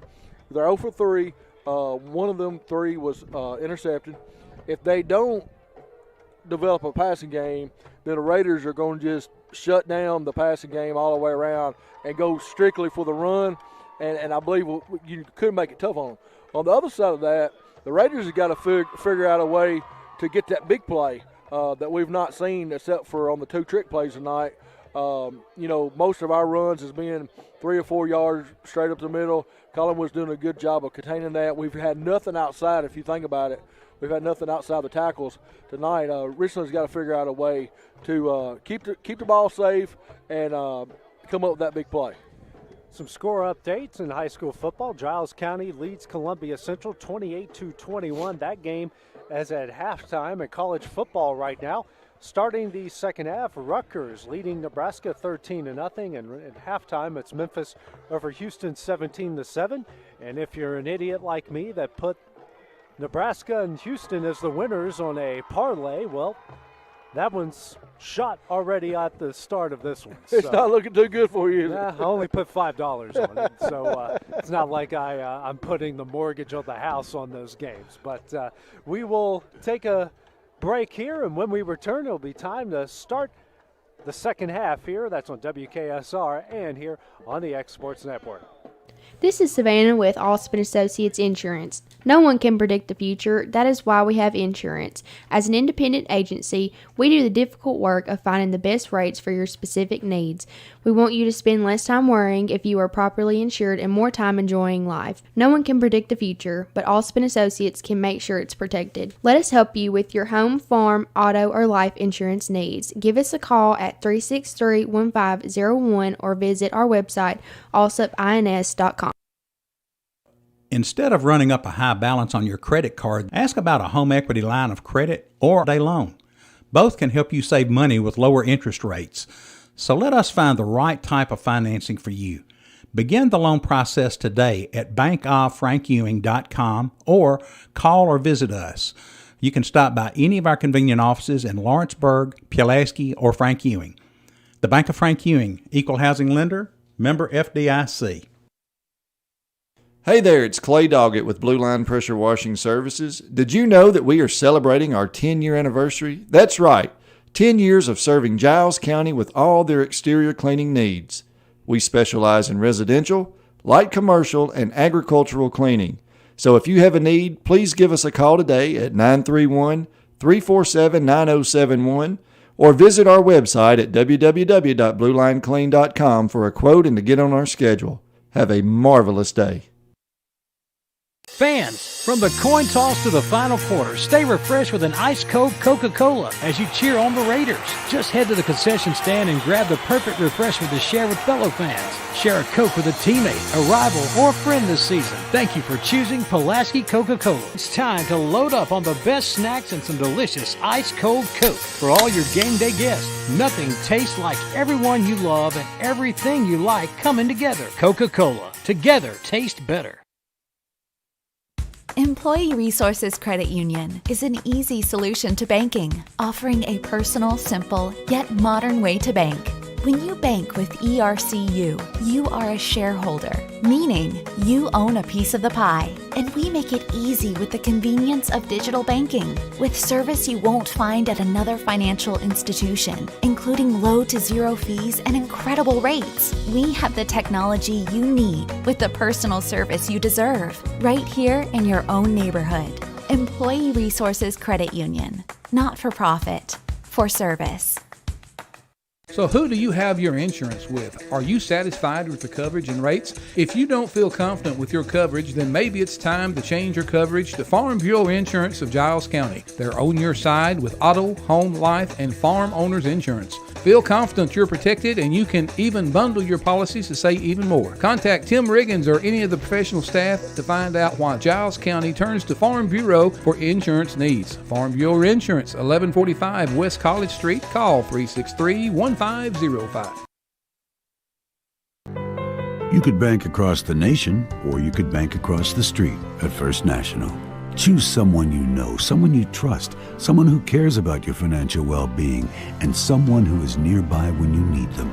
At First National Bank, we're committed to what's happening right here at home. That's good to know. You're local. Your bank should be local. Go with First National Bank, making communities great. Learn more at fnbforyou.com. Member FDIC, Equal Housing Lender. No one knows Southern Middle Tennessee and North Alabama better than your friends at First Realty Group. Our agents live, breathe, and do business in this area every day. They're a wealth of information and latest trends, employment opportunities, happenings, and best of all, available homes, acreage, farms, and more. Leading the way in service, care, trust, information, and kindness. First Realty for a reason. First Realty Group, 113 North 1st Street, Pulaski, Tennessee, 363-2644 or frg1.com. Giles County Furniture and Appliance is your home for flooring service. They offer Shaw carpets, vinyl plank, and laminate flooring. Giles County Furniture offers installation with over 68 years combined experience.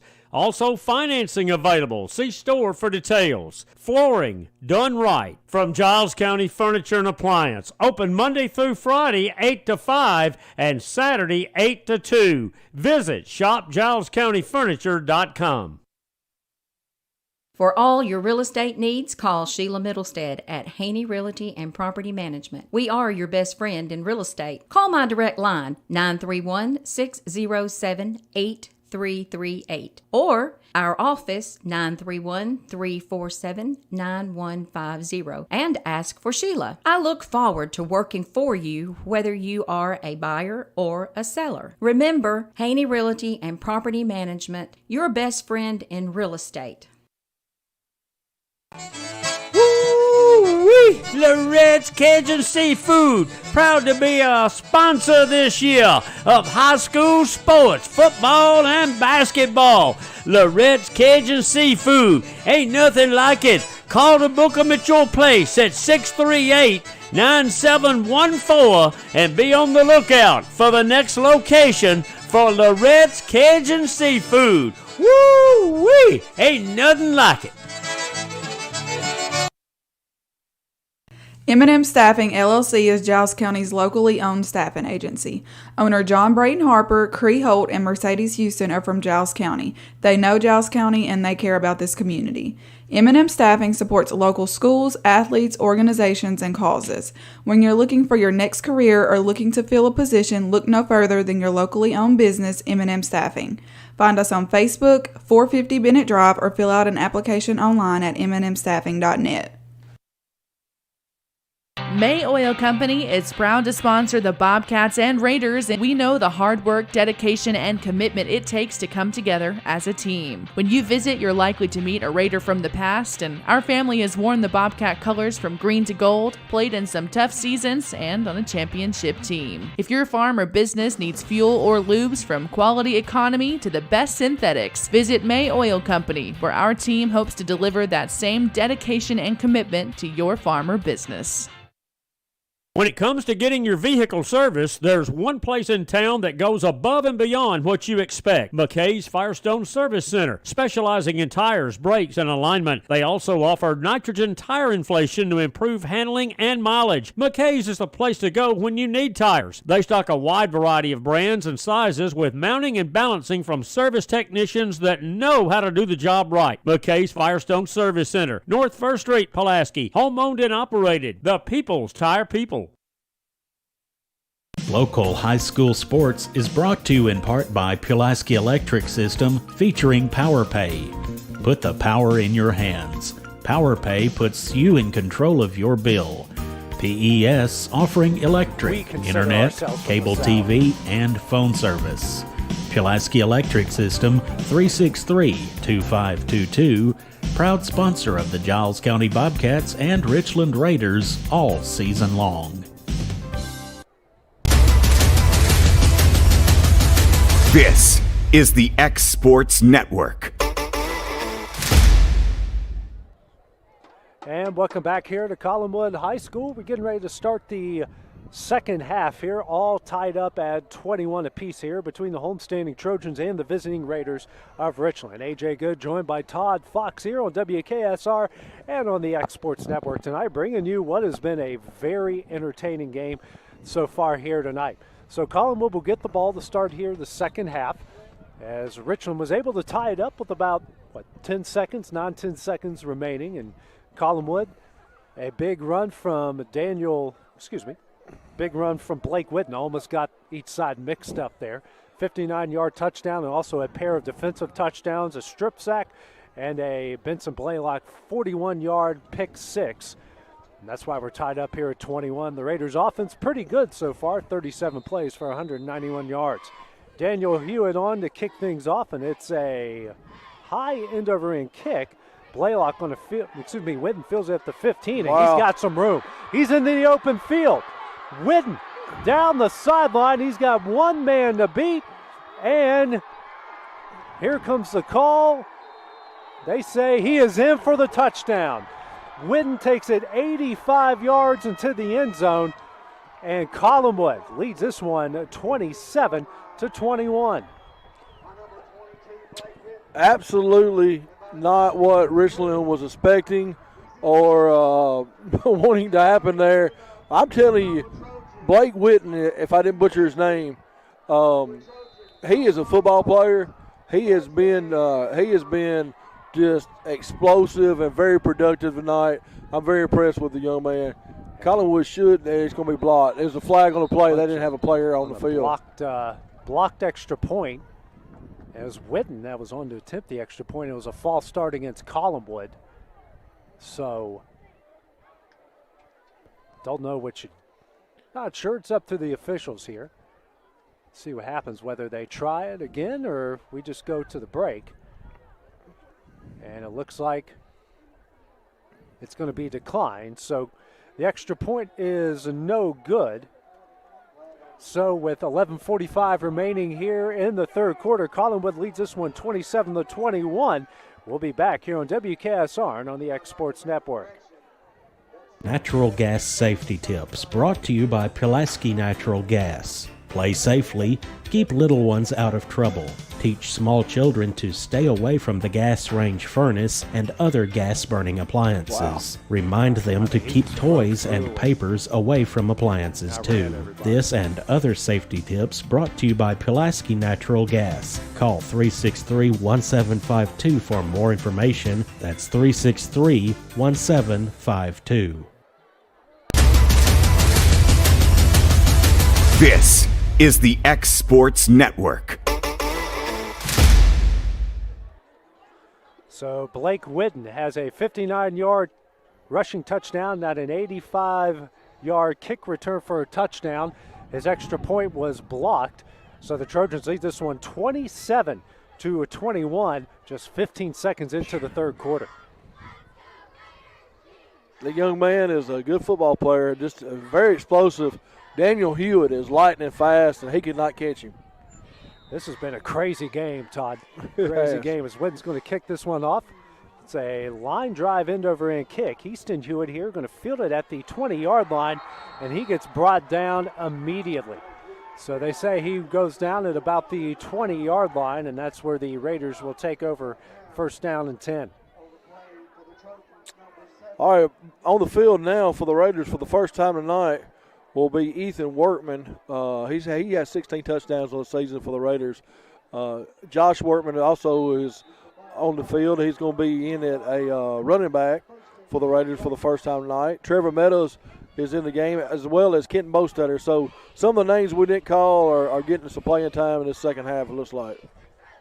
Tight formation here as it's a handoff here up the middle to Hewitt. Hewitt's going to try to battle his way, and he gets to about the 23-yard line.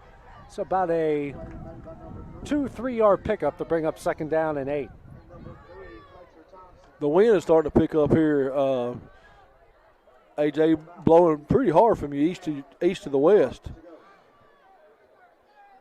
Second down and 8 here for the Raiders.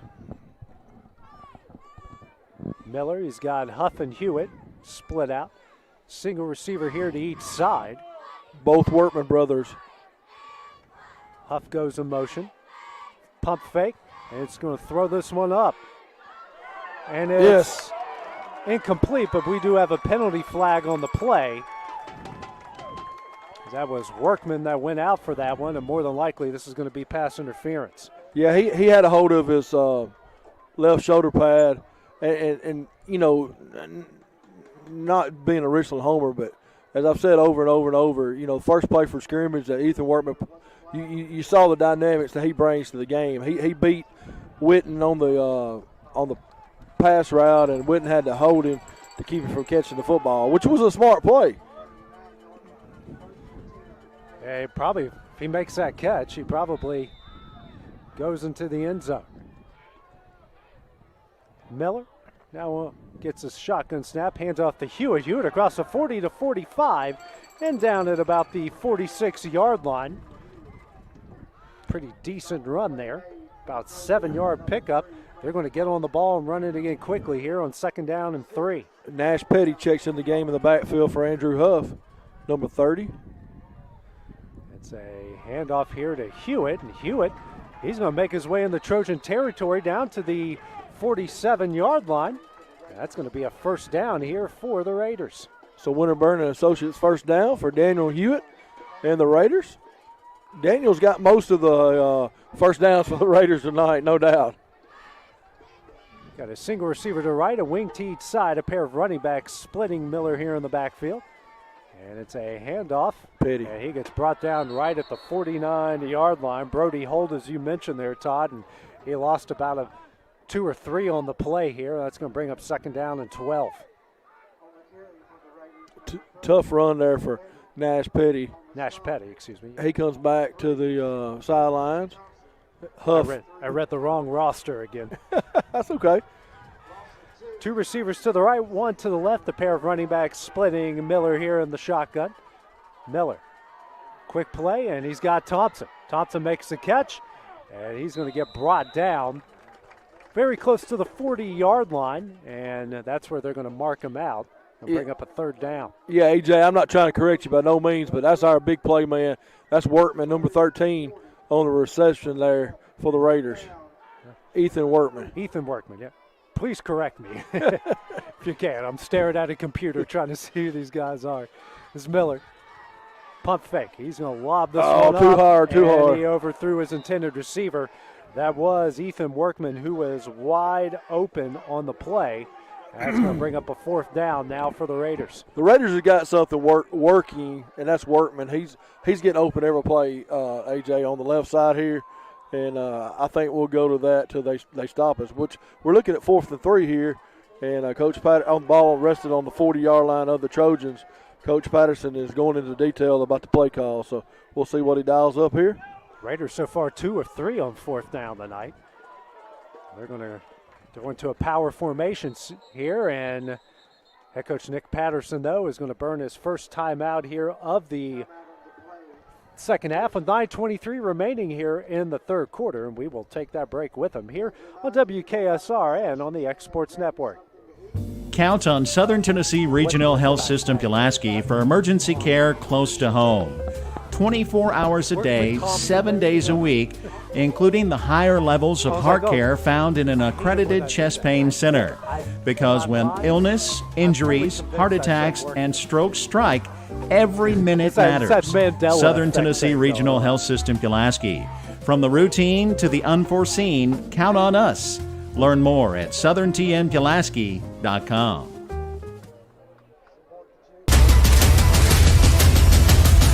This is the X Sports Network. So back here at Collinwood, Richland has burned its first timeout of the second half. 9:23 remaining in the 3rd. They got a 4th down and 3 here from the Trojan 40-yard line.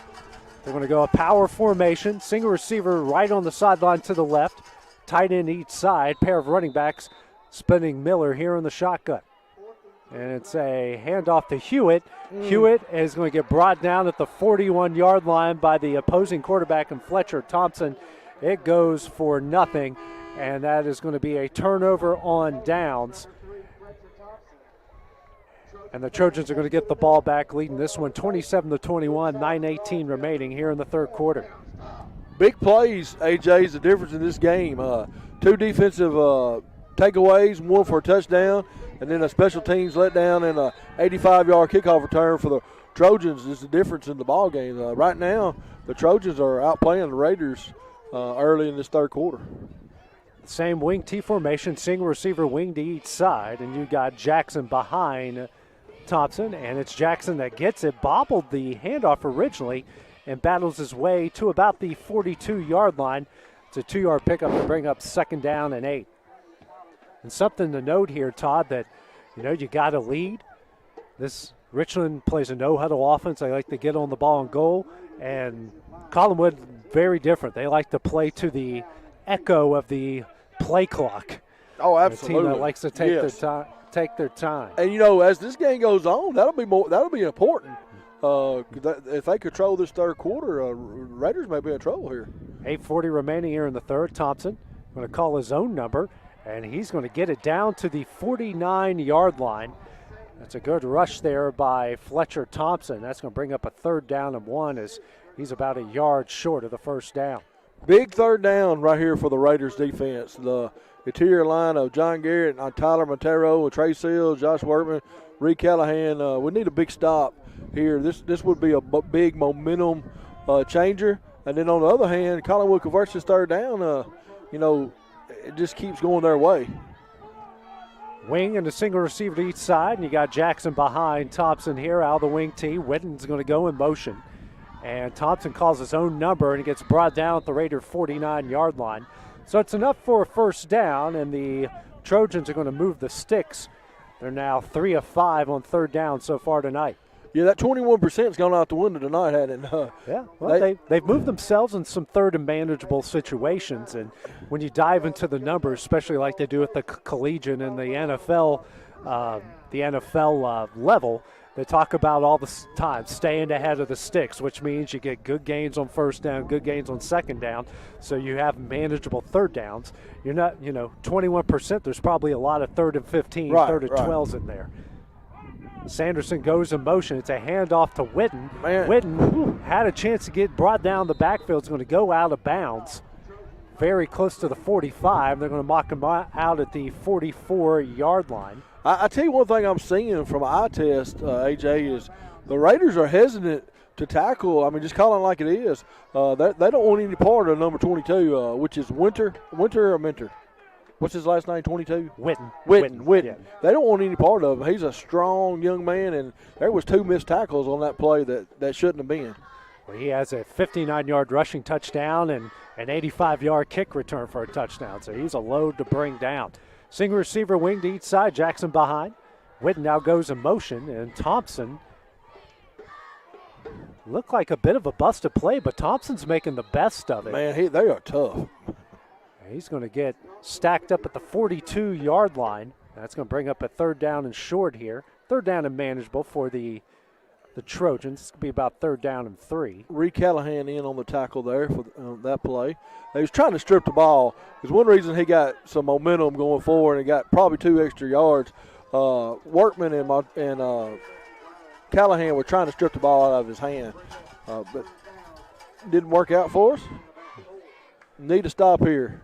6:35 remaining here in the 3rd quarter. Another 3rd down for the Trojans. 3rd and 3. Same wing T formation, single receiver to wing to each side, and Jackson here behind Thompson. Sanderson goes in motion. It's a busted play, and a good job by Richland. They're going to bring down Thompson at the 46-yard line. So a 4-yard loss, and that's going to be 4th down now and 7 here for the Trojans. And, AJ, that was a sonic sack brought to you by the Adam Cowan Group, locations in Pulaski, Ardmore, and Loretta. Now hiring all 3 locations. Go by Sonic and get your favorite cheeseburger. Josh Workman and Reed Callahan in on that sack for the Raiders. And thank you to Sonic for sponsoring our sacks all season long. Got Blaylock who's going to punt this one away. And it looks like Workman is in there. He's got his heels on the 15-yard line. Blaylock gets a snap. The kick is up. Workman is going to watch this one go into the end zone. So the Raiders will take over 1st down and 10 from their own 20-yard line. That was a wise play by Workman. He just automatically decided to let that ball travel, and rightfully so.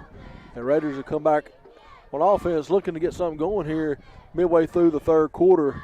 Raiders trail 27-21. Had their previous drive, made it all the way to the Trojan 40-yard line, and couldn't convert on a 4th and 3. So 5:39 remaining here in the 3rd. Raiders take over 1st down and 10 from their own 20. Workman back into the game. As the Raiders try to move the ball, they've done a pretty good job. They're over 240 yards total offense so far. Single receiver to left, tight end to the right, tight end to each side, and a pair of running backs splitting Miller.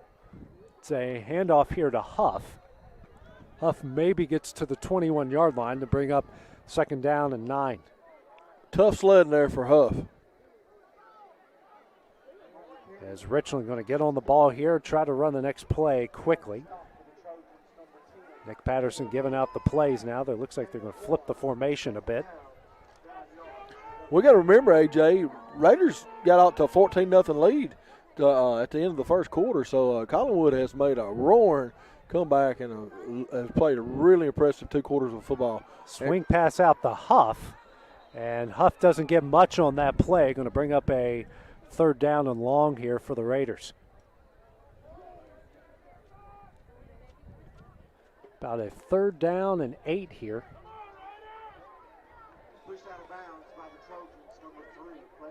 So 1-yard pickup now. 3rd down and 8 here for the Raiders.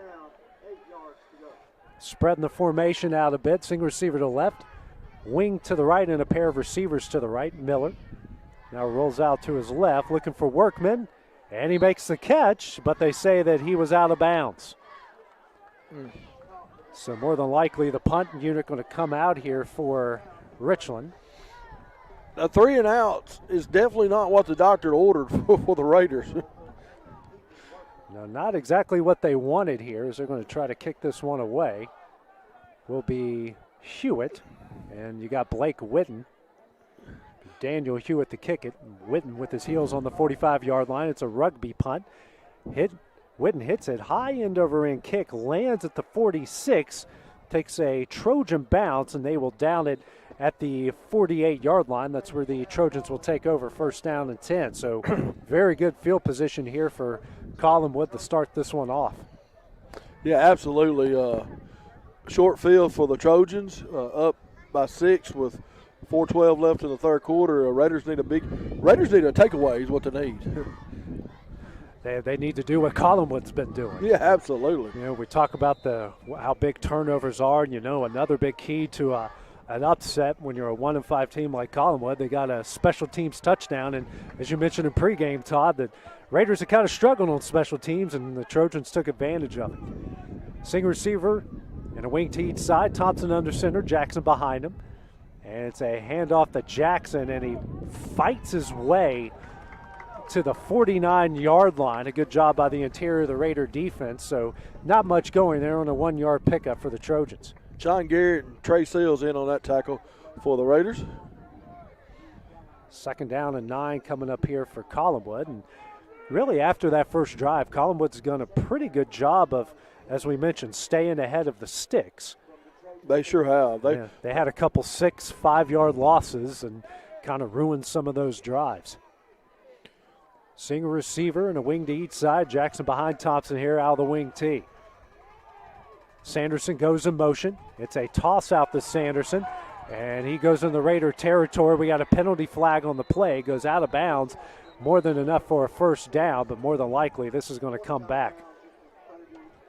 Richland's having a really tough time on the edges tonight. They struggled last week on the edges, and they're struggling again tonight on the edges. Ladies and gentlemen, that yard is good enough for Collinwood Trojans. Weighing down It will be holding here against the Trojans. They were marking it off as a big play on the other side, but that's going to be holding here against Collinwood. Maybe that's a shot in the arm that the Raiders need. The Raiders have not been a 3rd quarter team this year. They've been a 4th quarter team.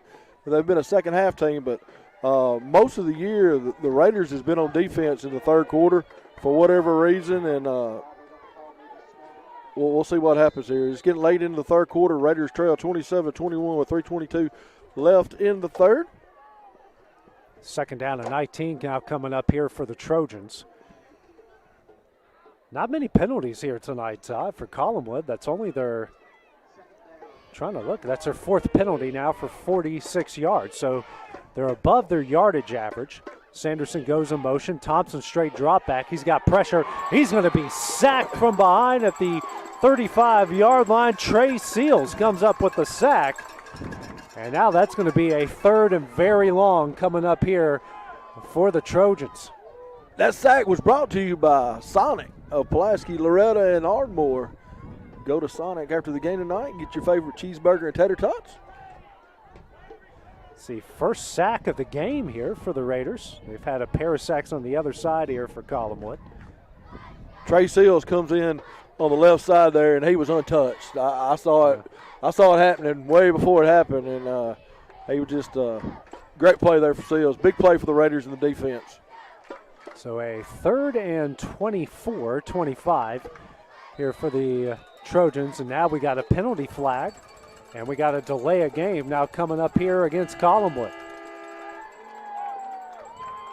So add about 5 more yards to that. So about a 3rd down and 30 coming up here for the Trojans.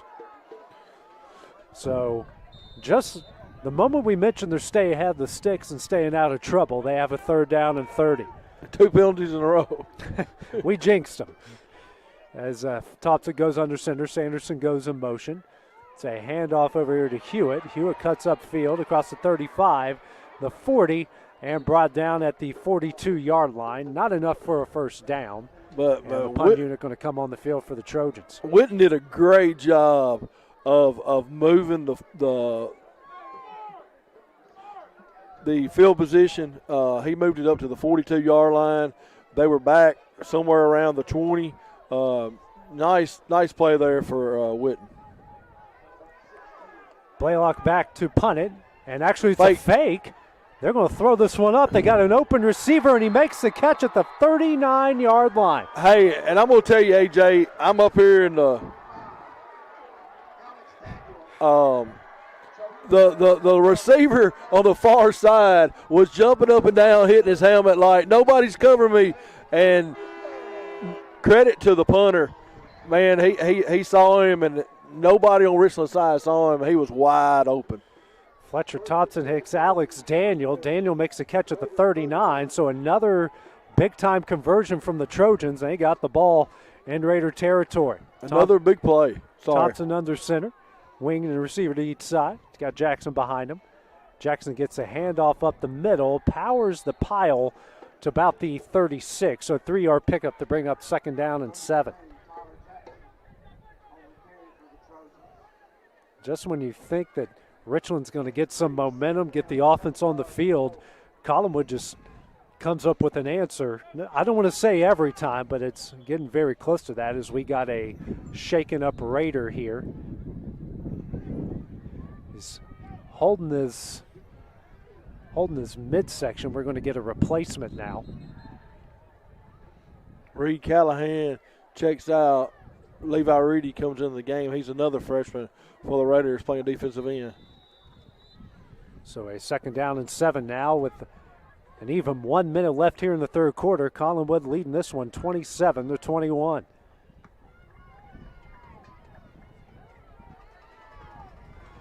Thompson now under center. Sanderson goes in motion. It's a handoff to Sanderson, and a good job by Richland. Stacks him up right at the line of scrimmage. No gain to bring up a 3rd down and 7. Sanderson hasn't had much luck running the ball tonight. Now, not an obvious passing situation here for Collinwood, but they are in plus territory.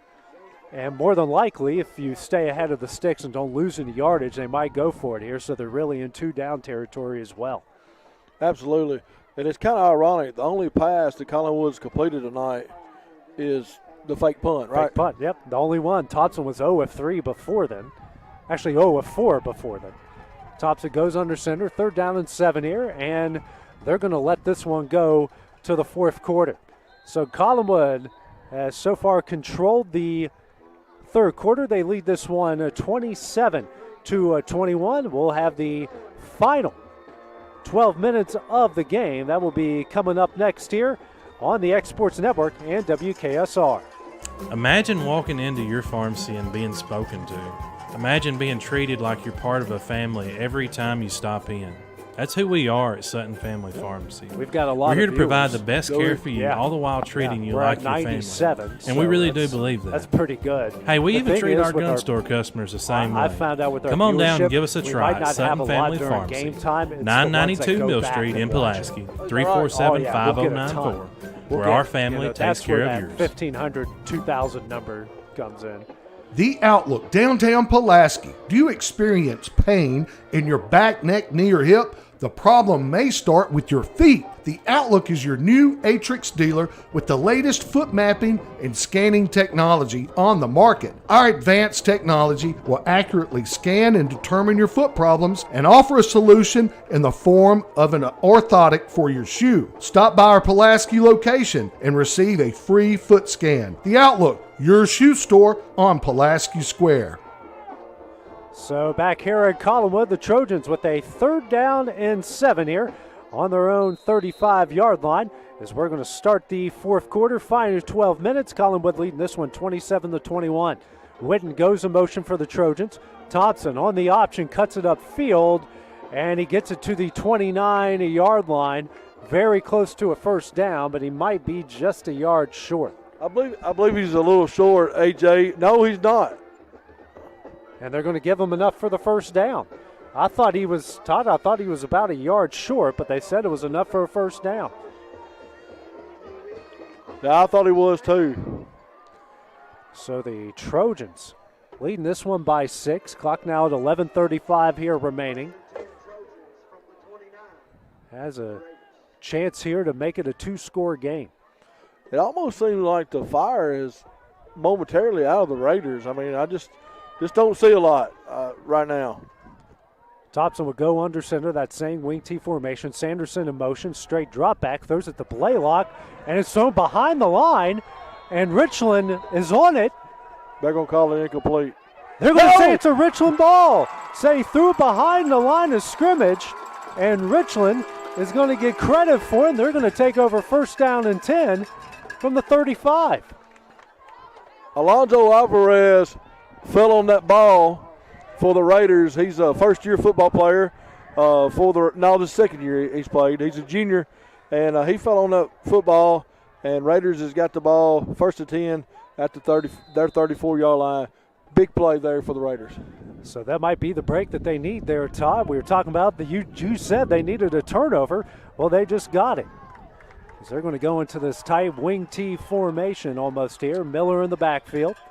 And now we got a whistle here from one of the line judges. AJ, let me explain to you what's happening here. All season long, at some point in each game, the Raiders has gone into the single wing. And what they do is they take Miller out of quarterback. They put 2 running backs, and they snap the ball to Ethan Workman. He just runs the ball up the gut, up the gut, up the gut. We got a false start here against the Raiders.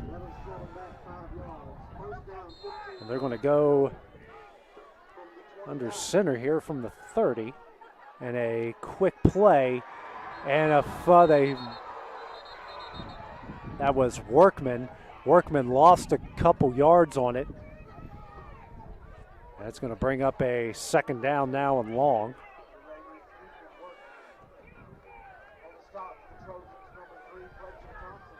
Thompson on the stop there for the Trojans. Now 2nd down and 15 here. This is going to be a direct snap to Ethan Workman. It is Ethan Workman here out of the single wing. Very difficult offense to read in the stop, but Workman calls his own number, and he goes right back to the 30-yard line. Nowhere to go. That's going to bring up a 3rd down and 15. They've watched film on this, and they're all over. They're the only team all season that's been able to stop it, and they did a great job, Collinwood. 10-15 here remaining in the game. A 3rd down and 15 here for the Raiders so far on 3rd down tonight. The Raiders are 3 of 10. We got 4 wide receivers here to the right. You got 1 to the left. Miller now the quarterback. And gets Collinwood to jump off sides. Hey, very hedgy play there for the Raiders and Coach Patterson. That really was. That was a really impressive play there. Or a play call, I should say. Catching the Trojans off guard. And now they're going to flip the formation, Todd. Single receiver is Workman to the right and 4 wide receivers here to the left. Miller here in the shotgun. Straight drop back, and he's got an open Workman. Workman makes the catch. He's got the 1st down and more down to the 50-yard line. So a big play there to Ethan Workman. and they're going to get the 15 yards and a first down. That's a Winterburn and Associates first down for the Raiders, and Ethan Workman from Bryce Miller. Nice little pitch and catch there. Miller now with a pair of her running backs splitting him, and it's a handoff here to Huff. Huff gets in the Trojan territory down to the 49-yard line, so a 2-yard pickup. That's going to bring up a second down and 8.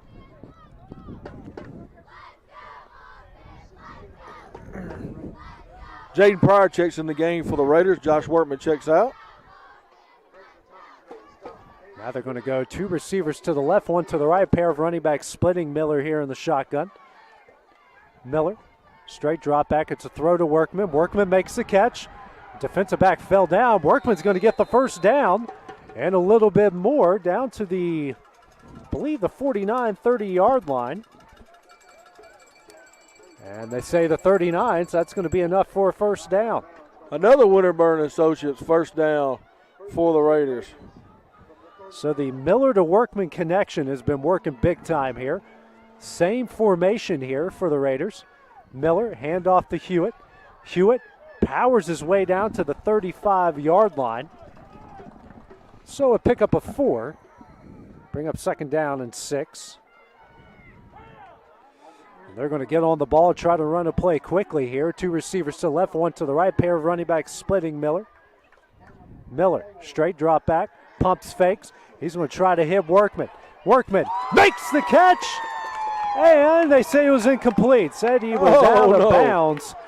Ooh, I don't know about that one. I don't either. I don't know. And, of course, obviously the fans here don't agree with that one. I'm guessing they're saying he didn't have control of it, or because judging by the video here, it looked like he got his foot down. I think they said that he didn't make a football move with control of the ball, yeah. So they're now going to go spreading things out. 2 receivers to the left, 2 to the right here. You got Huff to Miller's left in the shotgun. Miller now going to look to the sideline, get the play call from head coach Nick Patterson. Nick Patterson here is going to call his second timeout here of the second half with 8:11 remaining here in the game. And we will take that break with him here on WKSR and the X Sports Network. Knowing that your child wants to further their education as a parent is an amazing feeling. I was extremely glad when he chose to attend the University of Tennessee Southern. UT Southern is inexpensive, close to home, and has a friendly family atmosphere. And most importantly, he got to do what he loves most. I'm proud to be a parent of a UT Southern Firehawk.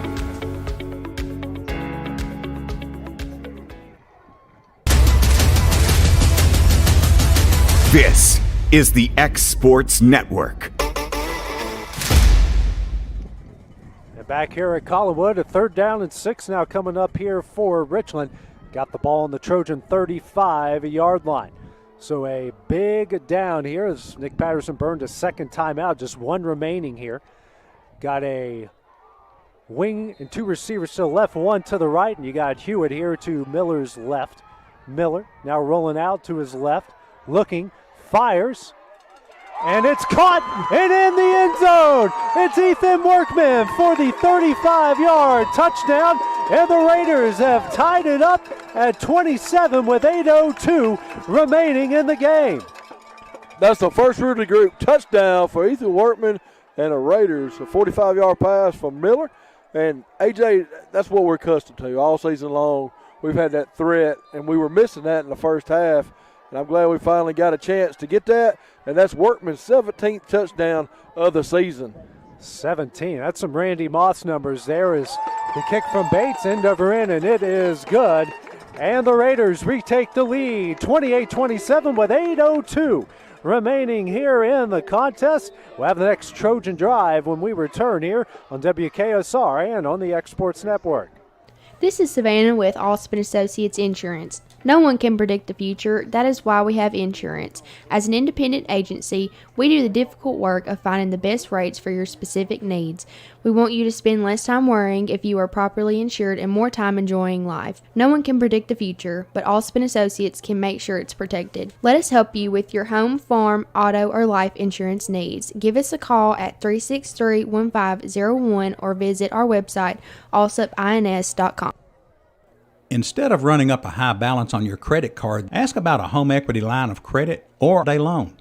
Both can help you save money with lower interest rates. So let us find the right type of financing for you. Begin the loan process today at bankoffrankewing.com or call or visit us. You can stop by any of our convenient offices in Lawrenceburg, Pulaski, or Frank Ewing. The Bank of Frank Ewing, Equal Housing Lender, member FDIC. This is the X Sports Network. So back here at Collinwood, Bryce Miller hits Ethan Workman for the 35-yard touchdown.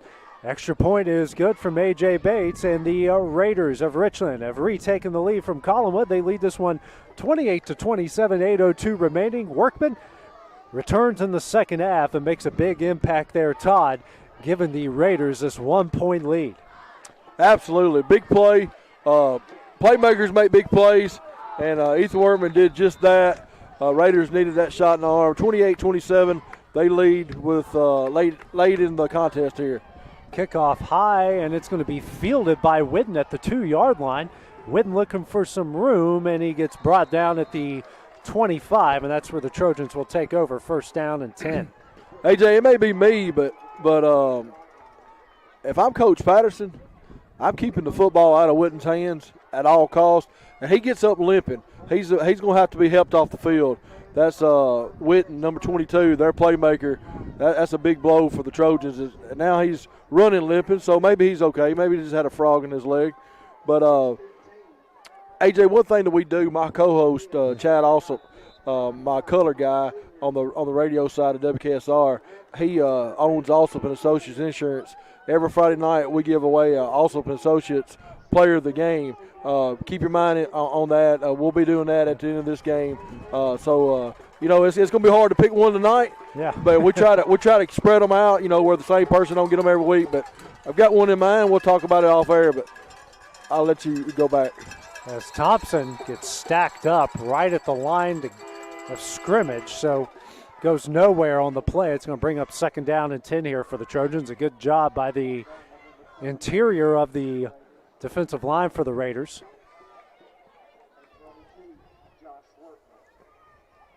Josh Workman there on the stop.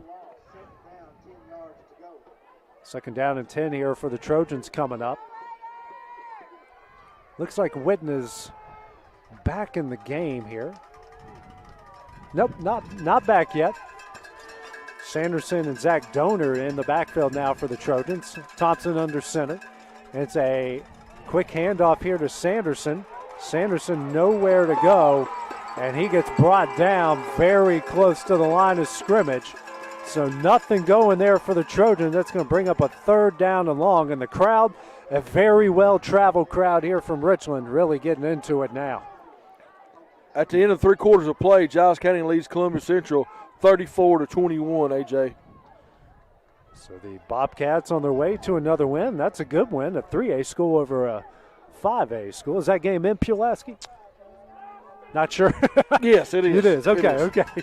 I wasn't sure either. I was asking for my own information. Wing and a single receiver to each side. Thompson will go under center with Jackson behind him. Motion from Sanderson. Thompson calls his own number, going to cut up field. Powers his way across the 30 and gets stacked up at the 32-yard line. 6:05 remaining in this one. So that's going to bring up a 4th down and 3 here for the Trojans. And if you're head coach Boyce Dixon, you got a big-time decision here. You're trailing by 1. Richland's offense just went right down the field on you. And it looks like he's going to go for it. 5:45 remaining here on a 4th down and 3. Collinwood so far tonight, well, they've hit on their 1 4th-down conversion. That was a fake punt that they got a big play on, and they might have to burn a timeout here. Fletcher Thompson will. So with 5:33 remaining here in the fourth quarter. And I'm going to say something, AJ. I believe that Collinwood is seeing something they hadn't seen all year in the noise of the crowd on the Raiders side. They're having a hard time with communication. It looks like, it appears that way. They're not used to the opposing sideline being as loud as their crowd is, to be honest with you. And their crowd's been really into it tonight. Yes. I've been they got a packed house here. Not, obviously on the home side, it's a big game coming off their first win of the season, and they got a packed house on this side. Both fan bases tonight have really done a great job. They've helped make this game as exciting as it's been. A 1-point game here with 5:33 remaining. As you can tell, the Richland defense telling the Raider fans to get on their feet. They're also on their feet on the Collinwood side as well. And the Trojans now coming back on the field. They're going to stay on that wing T. The single receiver in the wing to each side, and you got Jackson behind Thompson here. The line to gain is the 35-yard line. Whitten back in the game. He goes in motion. Thompson.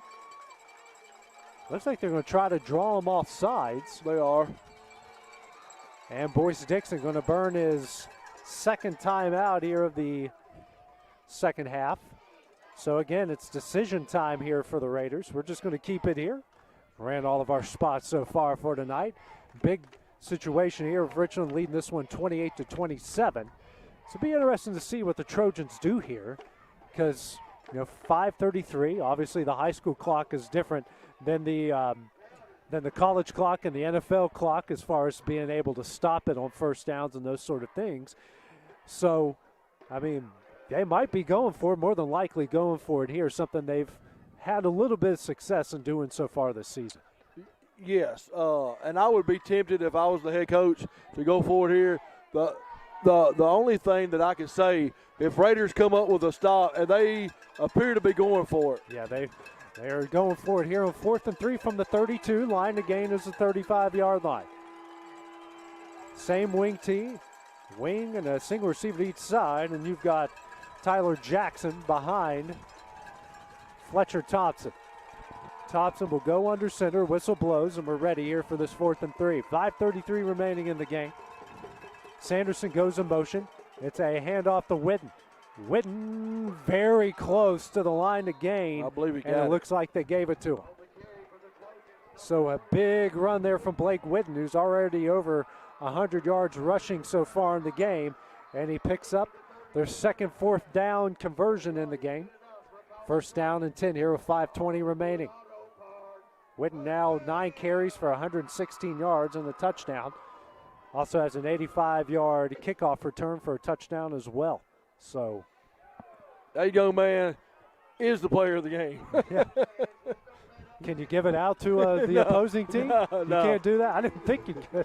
No, but he has definitely been a difference maker in this contest. Thompson will go under center. Same formation. Whitten goes in motion to the right. And Thompson going to call his own number. And he gets puts a shoulder down, and looks like he's going to go out of bounds at the 40-yard line. So 5-yard pickup here for Thompson. And it's going to bring up 2nd down and 5. That was a nice play by Colter Trimble. Colter Trimble, the cornerback that did not start tonight's game, is playing now. He had a big play there for the Raiders. He had, was unfortunately on the bad end of that shoulder there from Fletcher Thompson. That's big on big right there. That's tough on tough between those two. 4:40 remaining, or 4:43, excuse me, as the clock stops when you go out of bounds. Thompson, Whitten goes in motion under center. He's going to roll out to his right, and incomplete. Went for Jackson on a very odd-looking play. That play was an odd-looking play, but that play was disrupted by Trey Seals in the backfield. I mean, he came with pressure, and if they would have converted on that play, he had a lot of green grass in front of him. Yeah. And he was looking for Blake Witten as well. Witten went in motion and went out to the flat towards the sideline. So that was his intended receiver, but he wasn't open. So a 3rd down and 5 here coming up for the Trojans. So far tonight, they're 4 of 10 on 3rd down. Again, it's a 3rd and manageable. Clock stops at 4:38 here left in the game. Richland leading 28-27.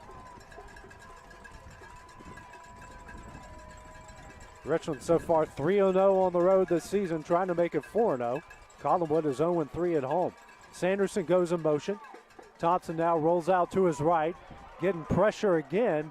He's going to throw it, and he completes it to Witten, and Witten's going to go down at the 41-yard line. So the second completion here for Fletcher Thompson hits Witten, and that's going to be a 1st down for the Trojans. Hey, Thompson and Witten, they made that happen. Reed Callahan was in the backfield for 15 yards trying to chase the quarterback, and he just could not get him. And big play there for the Trojans. Same wing T formation, 1st down and 10 from the Raider 42-yard line. 4:03 remaining. Sanderson goes in motion. It's a counter here to Witten. And Witten's going to make a man miss. He gets down the sideline, still going. And they're going to say he stepped out of bounds at the 31. So that's going to be a 1st down here for the Trojans. The Raider fans wasn't a holding there on that one. It was certainly close to it, so that's going to be a 1st down here for the Trojans. Trojans so far with 11 on the night. Richland with 17. So he went out of bounds. Clock stops at 3:53 here remaining. A dramatic ending to what's been a very fun game so far here tonight. It really has been. The Raiders' defense is bending very much so. Sanderson goes in motion. Thompson going to call his own number. He gets across the 40, the 35, the 30, and he's going to get brought down at the 11-yard line. Another 1st down here for the Trojans.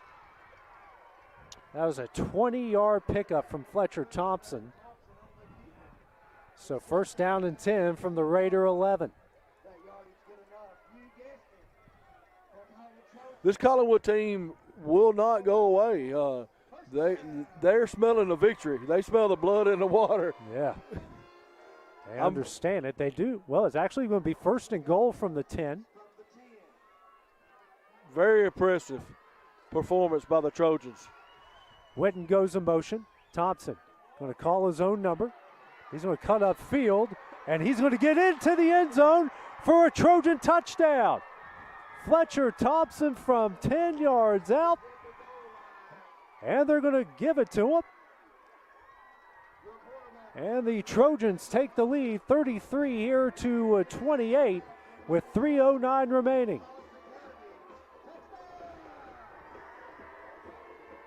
Wow. So Fletcher Thompson with this 1st rushing touchdown. And it looks like they're going to go for 2 here to make it a 7-point game.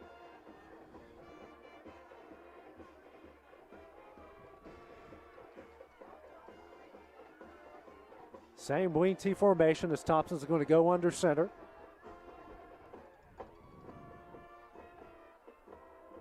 Motion from Witten. Thompson hands it off to Jackson, and I don't think Jackson got it. Nope, he is short. So Collinwood leads us 33-28 with 3:09 remaining. We will take another break here on the X Sports Network and WKSR and have the final 3:09 of the game.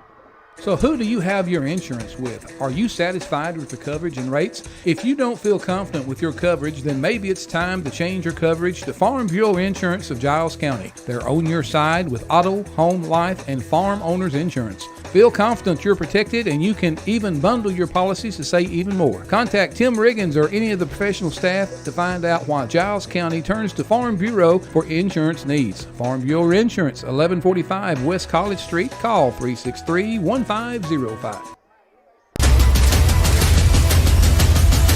This is the X Sports Network. So back here at Collinwood, Fletcher Thompson, a 10-yard touchdown run, has given the Trojans a 33-28 lead with 3:09 remaining. Blake Whitten here to kick things off. You got Workman and Trevor Meadows back deep to return here for the Raiders.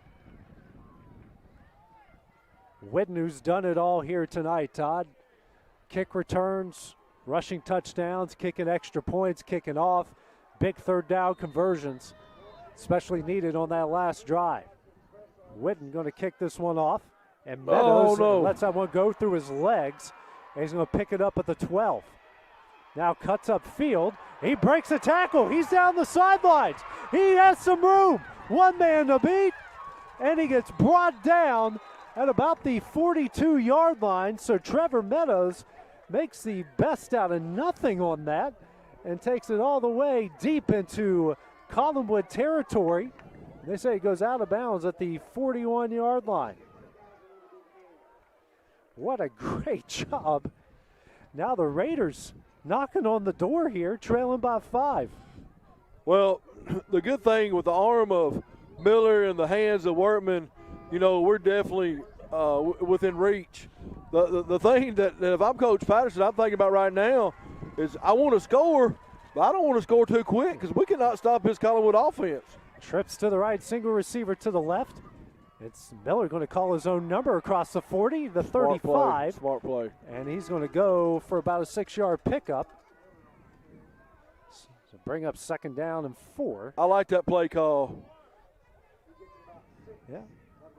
Gets the clock rolling. You can still go up-tempo, no huddle. 3 receivers to the left, 1 to the right. And you got Hewitt here beside Miller to his left out of the shotgun. Miller's now calls his own number again. And he's got the first down and more. And he's going to get down to the 20-yard line. So Miller's going to pick up the first down. Miller, 14-yard pickup. Miller with a Winterburn Associates first down inside the UT Southern Firehawk red zone for the Raiders. I didn't mean to step on you there. No, you're good. You got to get your spots in. You got to make your sponsors happy. Miller going to work quickly. Huff here to his right in the shotgun. Miller going to call his own number again. And he gets stacked up at the 20-yard line. Maybe picked up 1 or 2 on the play. Going to bring up 2nd down and 9. AJ, you got to draw something else up now, right? After 3 times in a row, you got to draw something else up. Clock now at 1:50 left here. Touchdown puts the Raiders ahead. And they're going to try to go to work quickly. A bunch, 2 receivers here to each side. Huff goes in motion. It's a toss out to Huff. Huff has got nowhere to go. We do have a penalty flag. He gets brought down at the 22-yard line. He had nowhere to go on that one. Let's see where the penalty flag will be. Interesting to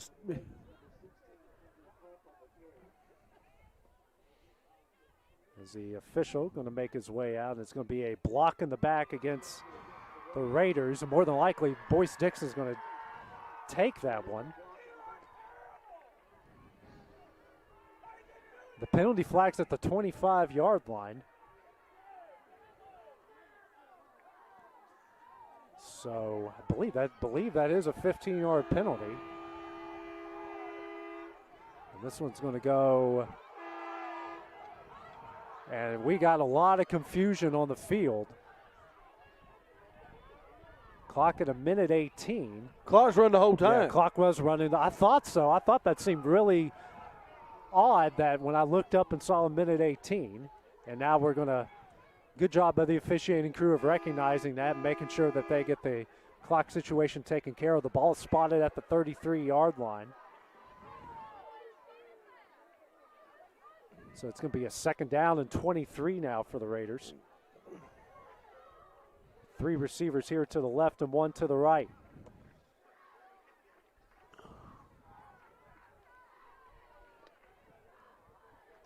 They're trying to get the message upstairs to reset the clock. Be interested to see how much time they put on the clock. What, there's about 1:50, 1:53 before the previous play? I think that would be about right. They're going to give it 1:33. Still plenty of time to score here. Ball on the Trojan 33, 2nd down and 23. Got to make it to the 11-yard line. Miller, pump fakes, lobs it in the end zone, and it's intercepted. Daniel picks it off at the 8-yard line. That's where the Trojans will take over first down and 10.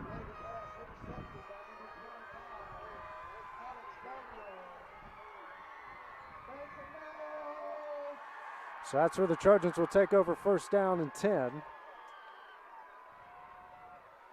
And the Raiders here with just one timeout remaining.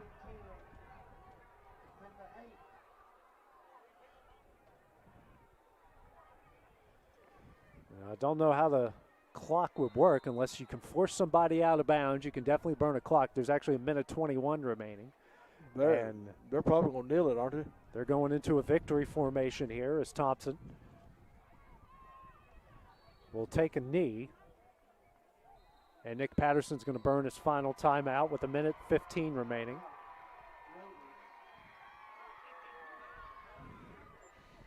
A stunned crowd here from Linville. Very, very stunned crowd. As each side will now go to their respective sidelines here. We'll just keep it here with a minute 15 remaining. That's the third turnover for the Raiders in the game. Two of those turnovers went for touchdowns, a strip sack recovered in the end zone and a pick six from Benson Blaylock. Then that interception right there looked like he was going for Daniel Hewitt in the end zone. So 33-28 here. Second down and 10 coming up for the Raiders. Tough night. Very tough night. Not much went right here for some things did go right. Don't want to say not much, but a lot of things went right, but also a lot of things went right for Collinwood. You got to give the Trojans a ton of credit here. The defense made the adjustments, played really well. Hewitt made some big plays. Fletcher Thompson made some big plays, and they put together a great drive at the end, and the defense has played solid as Thompson go under center once again. And he's going to good push from the defensive line there from the Raiders. As they're trying to maybe cause a fumble. That's exactly what they were doing. And you know, I quenched, or whatever you call it, earlier in the fourth quarter when Patterson used his second timeout. Yeah. I was like, he may need that later, and sure enough, we need it. But hey, credit to Collinwood. Collinwood played their hearts out. They're a very good football team. Record's very deceiving. Hats off to these guys. They come out homecoming, and they're going to go home with a victory. Thompson taking his time here. And they're going to snap it with 30 seconds left. So Collinwood now celebrating on the other end. And that's going to be the final snap of the ball game. Final score here as we have 15 seconds remaining. Collinwood going to prove to 2-5 overall. They're going to stay 1-2 within their region. And Richland drops back-to-back games. They'll go to 5-2 overall. They'll still stay 2-1 within their region. Final thoughts here, Todd, on tonight's game before we hand out our player of the game. A very tough Collinwood team. Coming here on homecoming night, hadn't won a game all season at home. A lot of tradition here in Collinwood. And, I said late in the fourth quarter they smelled blood, and I really think they were not going to be denied. If they had one final chance to score, and they marched it right down our throats. And, not the fight that we're used to seeing in the Raiders tonight at different times. But, hey, we're not going to make excuses for Richland. Collinwood was the better team tonight. And so is it the Alsop player of the game? Alsop an associate player of the game. Okay. And I'm struggling here, and let me tell you why I'm struggling. There's two seniors on the team that play positions that don't get recognized a lot. They both scored their first career touchdown tonight. That's Chandler Thomason and Braden Adams. And I'm going to spend somebody else's money, and I'm going to give co-MVPs tonight for them guys scoring their first touchdowns. Braden was on the fake punt, or the halfback pass to the backup quarterback. Yep. And then Chandler ran it in from 3 yards out for his first career touchdown as a lineman. you know, and I don't see how I could give it to one without giving it another. And we're going to give it to them guys. There was not one person, AJ, that just really stood out that you got to give it to tonight. So let's give it to them two guys tonight. Chandler Thomason and Braden Adams is your Awesome Associate Player of the Games. All right, final score here. Collinwood tops Richland 33-28. For Todd Fox, I'm AJ Good here on WKSR and the X Sports Network. This